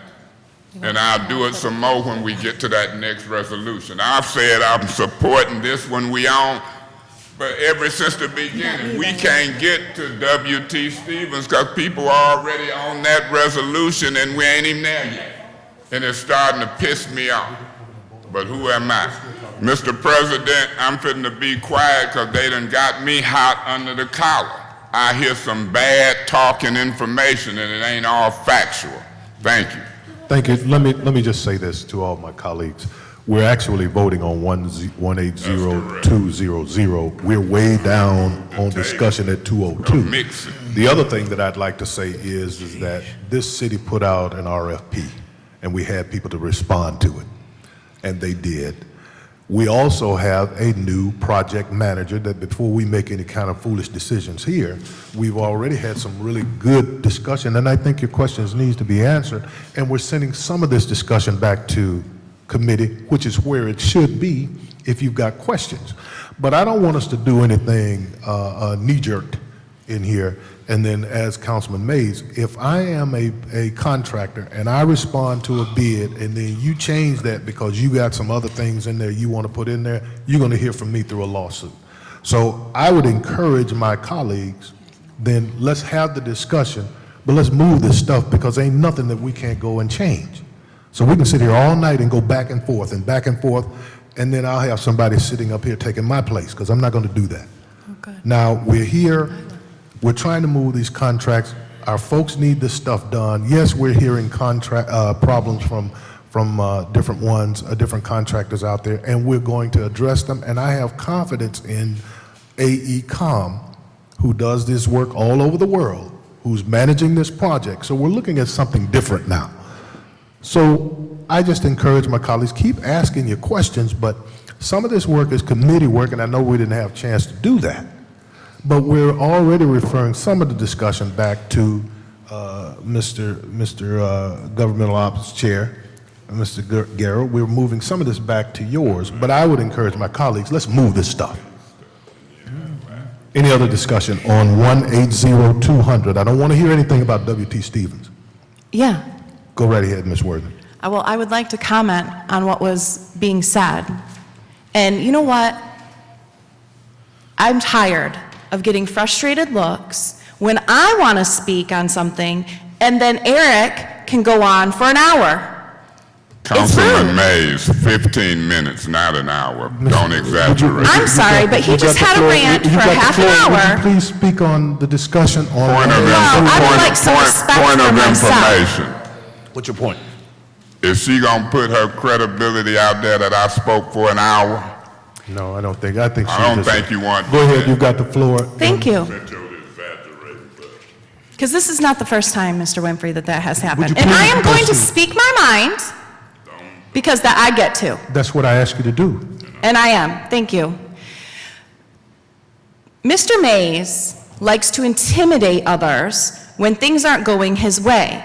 And I would encourage my colleagues to not listen to threats by one member because they don't want something to happen. He may not like what he's hearing. That's okay. But we are allowed to vote how we feel. And you may have your trust in AECom, but the concerns that Ms. Winfrey Carter has brought up and others are valid. And so no one's getting sued. I've never heard of such a ridiculous concept about getting sued if you don't accept the lowest bid. You have every right to look at the bid and based on quality and how well the work is done to pick and choose who does it. I don't know. I've been around it for quite some time, so I've never heard that. So I would just encourage my colleagues to vote your own conscience on and what you have decided and not listen to the threats and intimidation. And I'd like to call to the question. Before that, I'd like to hear from from our Chief Legal Officer. Go ahead. Actually, there is a concern about litigation whenever you go outside of the scope of the process. And there is a procurement ordinance that talks about how you do that. You look at who the lowest responsive bidder is. So you do have to take that into consideration once something is presented to council to make sure that you do not open the city up for litigation. So that is something, and like I said, you have a lot of things to consider, but that's just one of them that needs to be considered when you're doing things. And as Mr. Bond has already stated, he described the way they went through the list to give the lowest to the highest the number of zones that they bid for. Mr. President. Any other discussion? Councilman Mays. Point of order, if it ain't no whatever, I would move to combine 180-200. I had called the question. Oh, I'm sorry. I did. That's why I at said the end. point of order died for lack of a second. No, I don't think anyone heard it. I'm sorry, I missed that. Go ahead. I called the question. I'll second that. Okay, it's been moved. So the question has been called. It's been seconded. Madam Clerk. No. This is voting on the question. The Okay. call for the question. Ms. Winfrey Carter? Yes. For the question. Mr. Winfrey? Yes. Is this on 200? Mr. Griggs? We're calling to the question, then we vote. So yes or no, are you ready to vote? Yes. Ms. Worthing? Yes. Mr. Mays? No. Mr. Davis? No. Mr. Guerra? Yes. The vote is 5 yes, 2 no, and call for the question. It passes. All right. Call for the question. So, Madam Clerk, on 180-200, roll call. Mr. Winfrey? Yes. Mr. Griggs? Yes. Ms. Worthing? Yes. Mr. Mays? I abstained because I was still in the middle of discussion. Mr. Davis? Yes. Mr. Guerra? Yes. Ms. Winfrey Carter? Yes. The vote is 6 yes with 1 abstention. Mr. President, Councilman Mays. I'm going to move 180-201 for approval. Okay, it's been moved for approval, 180-201. Mr. President. Councilman Davis. I second. It's been moved and seconded. Mr. President. Is there any discussion? Councilman Yeah, Mays. Mr. President, Councilman. I'm glad that you let Ms. Worthing talk because here she done called for the question, and I hate that y'all supported it. Because she talking about Councilman Mays, and then she want to start that about how I talk and threatening and all that old school bully stuff. I'm talking business. So now, Ms. Worthing, since you done said that publicly about me, I'm hoping that this thing passes. Because see, when you want to talk publicly about me and then call for the question and you think it's funny, you got my attention. Now, if you don't want to be in the big person politic game and you can't stand to talk, but you ain't going to make your name off of me, I'm going to make a name off of you before it's over with. Now, you want to portray me as a certain way because I'm fighting for WT and you fighting for Goyette, and then you want to call for the question because I'd have tabled it and come back. Point of order. What's your point? I mean, it's still going on. He's saying he's going to make a name off of me. I don't know if that's a threat or what he means, but can we not speak this way and move on to the point? Okay. Actually, you're right. Proceed, Councilman Mays. Beg your pardon? Proceed with your discussion. Thank you for allowing me to proceed, because she can characterize the talk for W.T. Stevenson and what I say is bullying and how she feel and like you don't know it's a threat or whatever. You ain't threatened by me. You ain't threatened by me. Politically, you better get ready, because I'm like a Democrat and a Republican. I got the right to disagree and ask that you don't be elected no more. So you acting like it's somebody in an alley that you scared of. This is public. Point of order. What's your point? I'd like to know what our attorney said about this behavior, because apparently she said to you it's not bullying or it's not inappropriate, and you said that's correct. You're right. I'd like to know, because it is. Would you mind sharing I'd like it with public, her what you're about to say. I'm getting ready to do that if you will allow me to. Would you share with me, with Ms. Worthing, what you share with me? Yeah, that was sharing that there's equal behaviors going on both sides. That's what I was sharing. That's not true. Absolutely not. I'm not threatening anyone. Point of order, Mr. President. She's out of order. She can wait her turn. She keep getting overruled, but she don't like it. Go ahead and finish. Just don't want to hear the truth. Go ahead and finish, Attorney.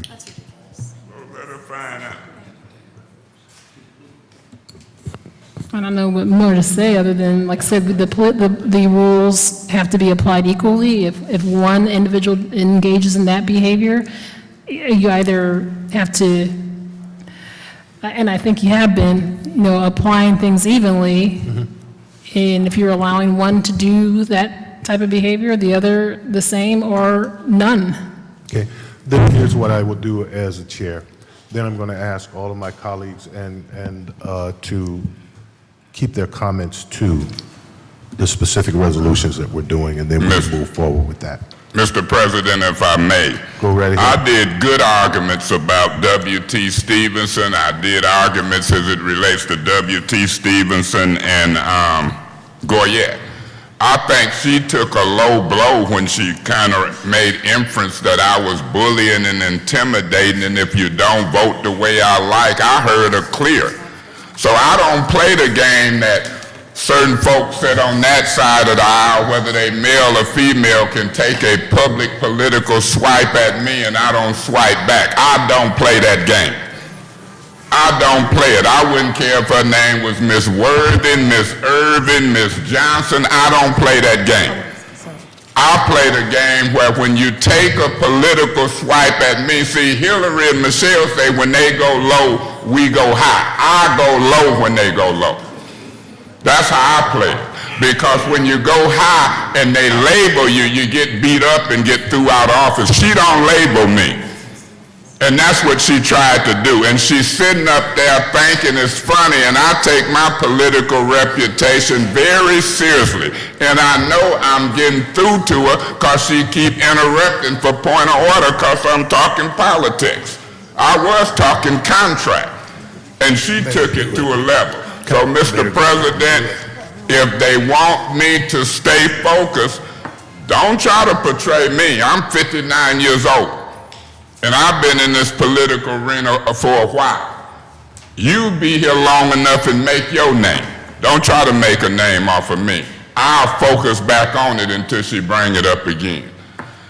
I just seen WT, some of the representatives come in.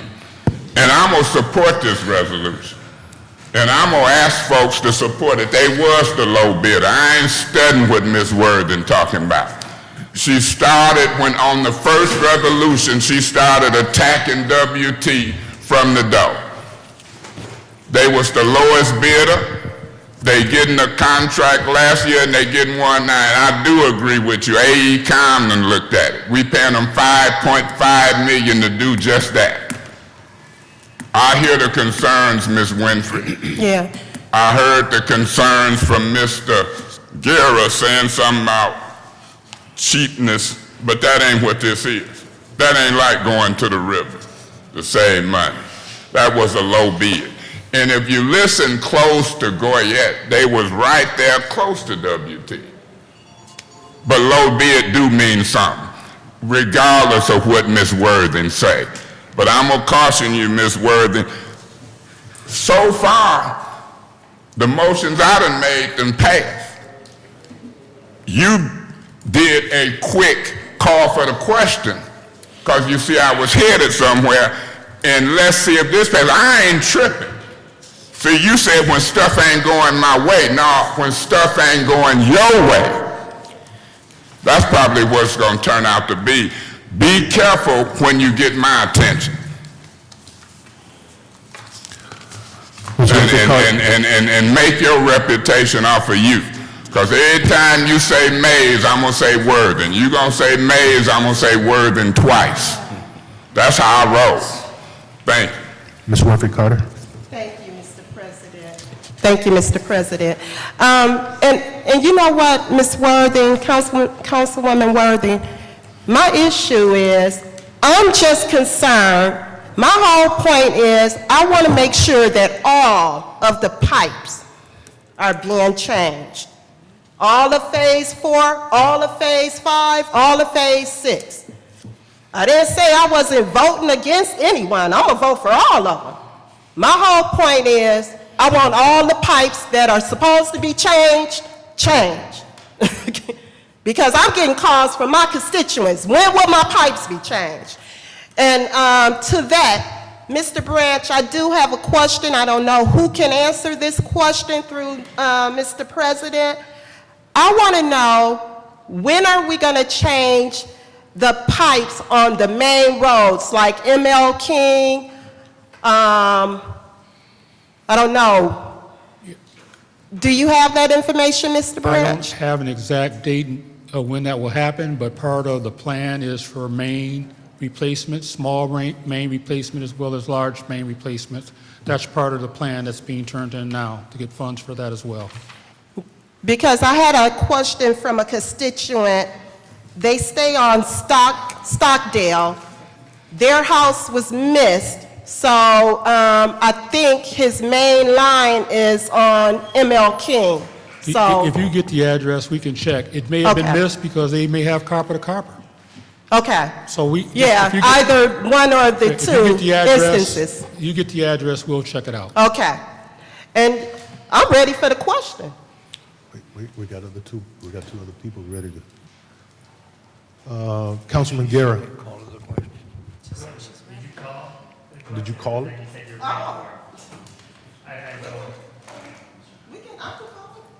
Well, you got two other people that want to talk, so it's not the. Okay. Councilman Guerra. Yeah, you said that there's representatives from the Stevens here. Is that true? Yeah, that's what I said. You got Jeff Greer, Rhonda Stevenson, them, the owners. Mr., can I ask them questions as we did with Goyette? Sure.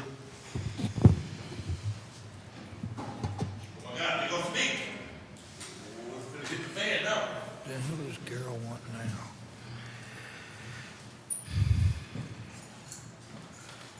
Is he bandstanding? What's he doing?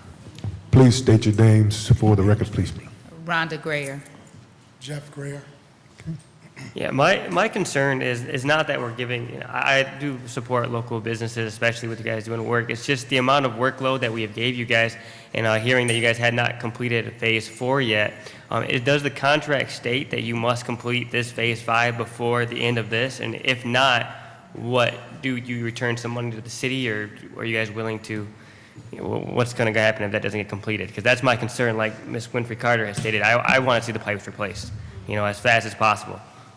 Actually, we were required to replace 2,700 lines in Phase 4, and we replaced 2,700 lines in Phase 4, but there was just money left over because of there being copper to copper or residents turning down, so there was money left over. So our contract was technically completed, so this is additional monies that can be used to do more replacements. So the Phase 4 you're working on now is additional contracting that you had been offered, not the same that you had agreed to originally. It's the same part of our original contract, but technically the number of fulfillments were complete, but there was just extra dollars left over on the contract. So, I mean, you know, I think same thing happened year before, and we were just able to move through the winter doing more replacements than we were required to do because of the amount of money that was left over on the contract. So if you do accept, if we give you the bids to these, was it four zones, you guys can confirm that you will be done by the end of the date? Absolutely. Okay, that's the end of my questions. Okay. And then we have Councilwoman Worthy. Call to the question. Okay, the questions have been called. Is there a second? I second it. It's been called and second, Madam Clerk. This is on the vote. Mr. Griggs? Yes. Ms. Worthing? Yes. Mr. Mays? No. Mr. Davis? No. Mr. Guerra? Yes. Ms. Winfrey Carter? Yes. Mr. Winfrey? Yes. The vote is 5 yes, 2 no. Call for the question. Madam Clerk, 180-201. Ms. Worthing? No. Mr. Mays? Yes. Mr. Davis? Yes. Mr. Guerra? Yes. Ms. Winfrey Carter? Yes. Mr. Winfrey? Yes. Mr. Griggs? I haven't heard feedback on any of these contractors, so I'll say yes. Okay. The vote on 180201 is 6 yes, 1 no. Okay. Mr. What's President, Councilman Mays? I would just say I'd like to congratulate all of the contractors. I see Mr. Parker back talking with Mr. Greer, and as we move forward to AECOM, the administration, if we can break that money loose and the more that we can do this summer, waiting the next summer, whether it's 6,000, 8,000, or 10,000, that's what I'm a proponent of. And so congratulations to all. I think it's 5 companies. And I look forward to this conversation in governmental operations. But just so they can know that I'm not that easy pushover guy, Ms. Worthing, I wasn't mad. We still won all the votes. Thank you. Okay. Since you say I was mad because I was losing. What is the council's pleasure on 180-202? Mr. President, Councilman Guerra. I make a motion to approve 1802002, the contract to Fisher Contracting Co., which is the Thread Creek Dam Gate repairs. Okay, it's been the motion to approve 180-202. Is there support or a Mr. second? President, Councilwoman. I support that. It's been moved and properly supported, properly seconded. Is there any discussion? Yeah, Mr. President. Councilman. The young lady from Friends of Thread Lake, you know, I was glad that you came. I needed to hear some of that background rather than just vote on a resolution. What you and Mr. Branch said, the information y'all gave me, I'm more sensitive to it. I had got 2 or 3 calls about that lake. That's the one over at the end of Howard Street and all of that. Yeah, Vanessa had called, somebody else had called, and I was like, I can find out what's going on. I thought it was connected with that down there, work with consumers. It is. It wasn't. It's another dam over there. I'm hearing from the 1800s. So I really appreciate you enlightening me on that. I'm a wiser man. I will be supporting this easy. And you keep me posted and us posted on what we need to do. It's good to have friends of Thread Lake. Maybe one day I'll have some friends myself as a council person. Thank you. Councilman Griggs.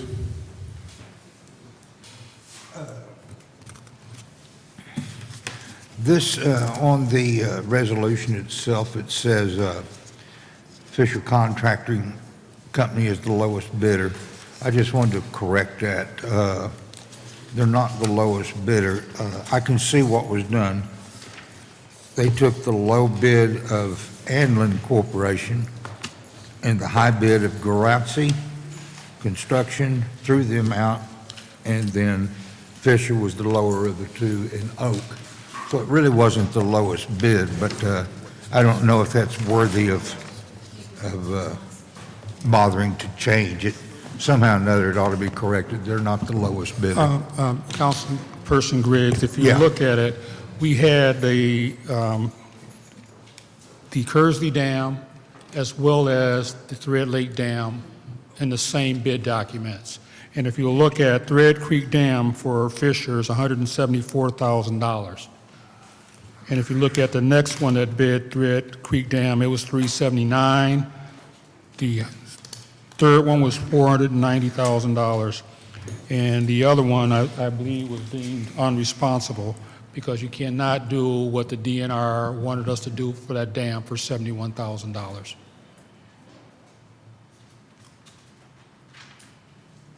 Okay. All right, I see. Thank you. Any other discussion on 180202? Councilman McGarrett? In regards to that contract, so they had bid on the Kearsley Dam as well for repairs. Is that coming up next then? Or? The Kearsley Dam will be at the regular committee meeting next week. However, this is the high priority dam that we are under orders from the EPA to get fixed as soon as possible. And I'm sure the Friends of Red Lake want us to get it fixed as soon as possible so that their lake as well as another member of the community want that lake done as well, the Flint Golf Course. Okay, thank you. Yeah, the reason I asked that, Mr. President, was because the Kearsley Dam actually divides the 3rd and 4th ward, so I'd like to see that repaired too as well. That will be in when your it comes committee to meeting on Wednesday. Awesome, thank you. Any other discussion? Not for this, for council comments, but I'm good. Any other discussion? Hearing none, Madam Clerk. This is on 180202, Mr. Mays, Yes. Mr. Davis, Yes. Mr. Guerra, Yes. Ms. Winfrey Carter, Yes. Mr. Winfrey, Yes. Mr. Griggs, Yes. Ms. Worthing. Yes. The vote is 7 yes, 0 no on 180202. Okay. That brings us down to final council comments. I'm going to start with Mr. Guerra. I thought Ms. Worthing had stated to go first. I just, out of respect, I'd like to yield over to her. Yeah. What you were asking? Yeah, Okay. Yeah. it's okay. Ms. Worthy, go ahead. Yes. You know, I don't even know where to begin, but to compare me saying that Mr. Mays tries to intimidate people to vote based on the fact that, we'll get new counsel. Those are veiled threats. And the fact that the city attorney said that I was on the same level, we need to talk, because I want to hear from you what I said that would have been a threat to anybody at any time. Because I hold myself as a professional. And when things aren't going professional, yes, I will call it out. And if Mr. Mays wants to say my name over and over and over again, like he did at the beginning of council, as a means to intimidate, then by all means, Mr. Mays, I will continue to smile while you try to intimidate me. But the fact that our president allows this to happen, Mr. Winfrey, that Mr. Mays gets all the time he needs to speak, not always on the issue, and then when others try to speak, it's not favorable. And to me, it's unfair. It's unfair work practices, and chairs don't feel supported. I don't know if you've talked to Ms. Fields after stepping down, but part of the reason she stepped down is she doesn't feel supported. And I understand, because I, as a chair, and also here, have not felt supported by the president or by some of my colleagues. And, you know, we were on a good run, and I appreciate that, I do, but I still will not allow intimidation when it comes to votes, and I would like for the president and for the city attorney to agree with that and call it out when it happens. And that's all. Mr. Griggs, Councilman Griggs. Councilwoman Winfrey Carter. Thank you, Mr. President. You know, I don't think Mr. Mays intimidates anyone up here as far as voting. We are all adults, and I think we all vote the way that we feel the need to vote. All of this, it really needs to stop. You know, no one feels intimidated up here, not I. And I'm gonna always stand for what's right. Right is right and wrong is wrong.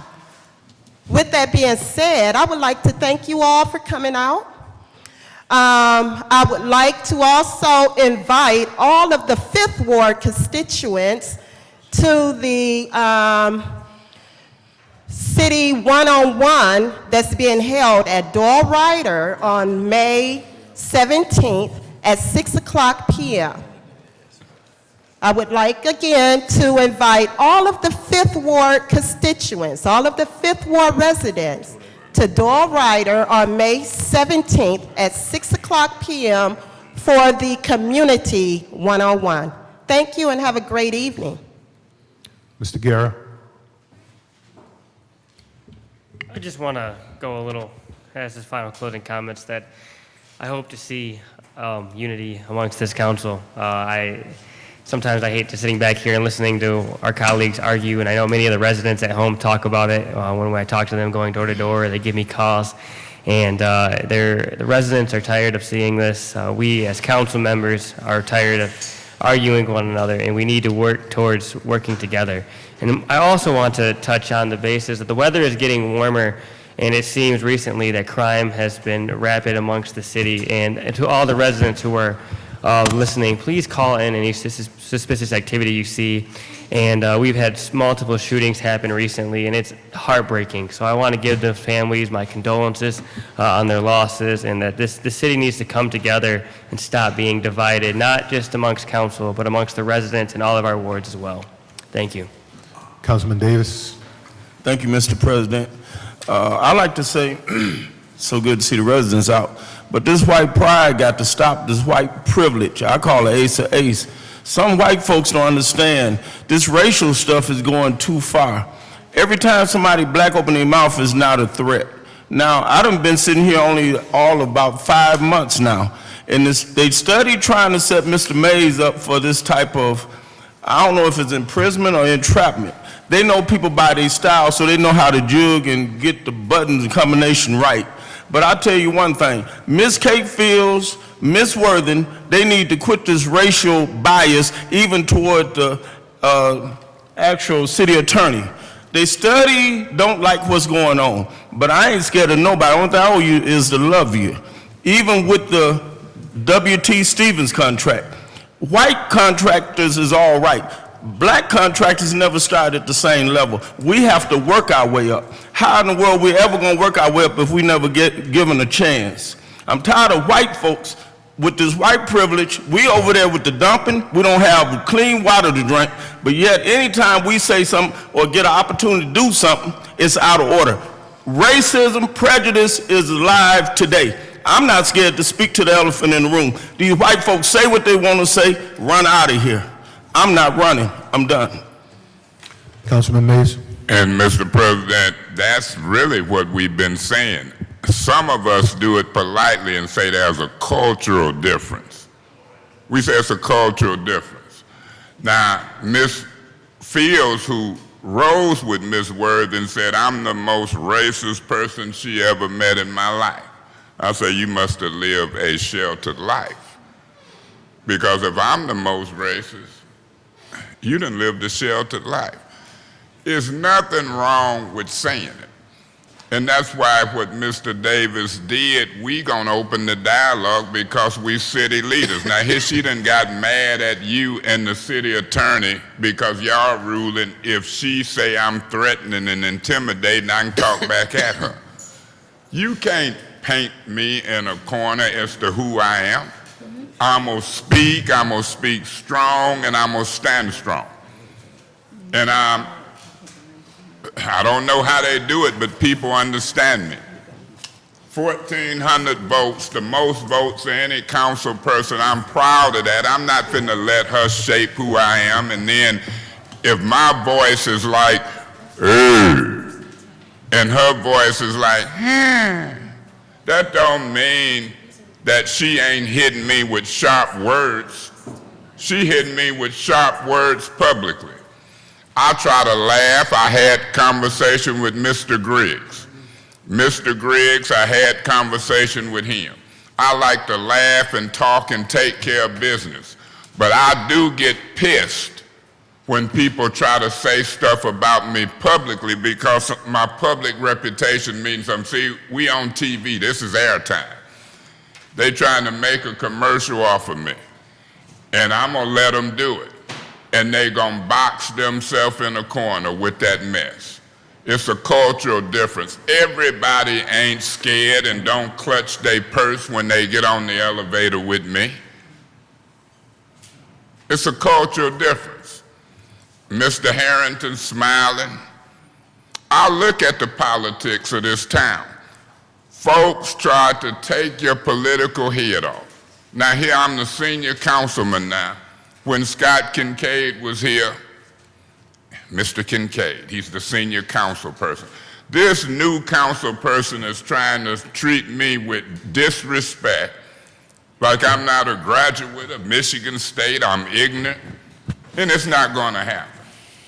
It's not gonna happen. I am somewhat ignorant politically. When they go low, I go lower. She didn't want to stay and hear what was said. Mr. President, city attorney, I disagree with her. And I'll get arrested out of my seat. If y'all let these folks attack me and I can't respond, you might well get ready to take me to jail, because that's how I protest. I got freedom of speech from my seat, just as they do. Enough of that. God bless the citizens of the city of Flint. Some stuff shouldn't take long. Congratulations, Rhonda Greer. Congratulations to W.T. Stevens. From the beginning, she was trying to knock them votes down and thought she had them, and then thought I was mad. And so the Lord blessed us with another victory, and maybe she mad and gone. God bless. Thank you. And then my final comments is I want to thank everybody for coming out, and certainly remind my colleagues that there is a budget meeting on Friday, May 4th at 2 p.m. And then let me just say briefly to, hopefully Ms. Worthing will review this, that it is, as president, I do try to support all of my colleagues. I try to look above and beyond what a person looks like, and certainly be fair. Sometimes I may fail, but certainly not at being fair. She mentioned that she doesn't feel supported, but that's not what she said to me in private. So now I'm somewhat confused. And just to set the record straight, Councilwoman Kate Fields may not be supported, and she abruptly resigned, which she has the right to do. But this council person could not support how she wanted to move the budget meetings or the budget hearings along. And if I don't agree with something, I'm definitely not going to support it, but I hope they don't take that personally. It doesn't matter who it is that's in a chair's position. If I don't agree with it, I'm not going to act like I do. Yes, and my sentiment is the same as yours, Councilman Guerra. I would like to see this council move above the fray of being petty. But then again, when one person attacks another, that's just not professional. So again, hopefully we can get past that, move on to do good work for our citizens. They're suffering, so they don't need any of this other, I call it circus acts. and hopefully we can keep that down to a minimum and then to zero. So again, thank you for coming, and God bless all of you. I'd like to entertain a motion. Mr. President, Councilman Mays. I would move that we adjourn. Okay, it's been moved. Is there a second? All in favor? All opposed? Thank you.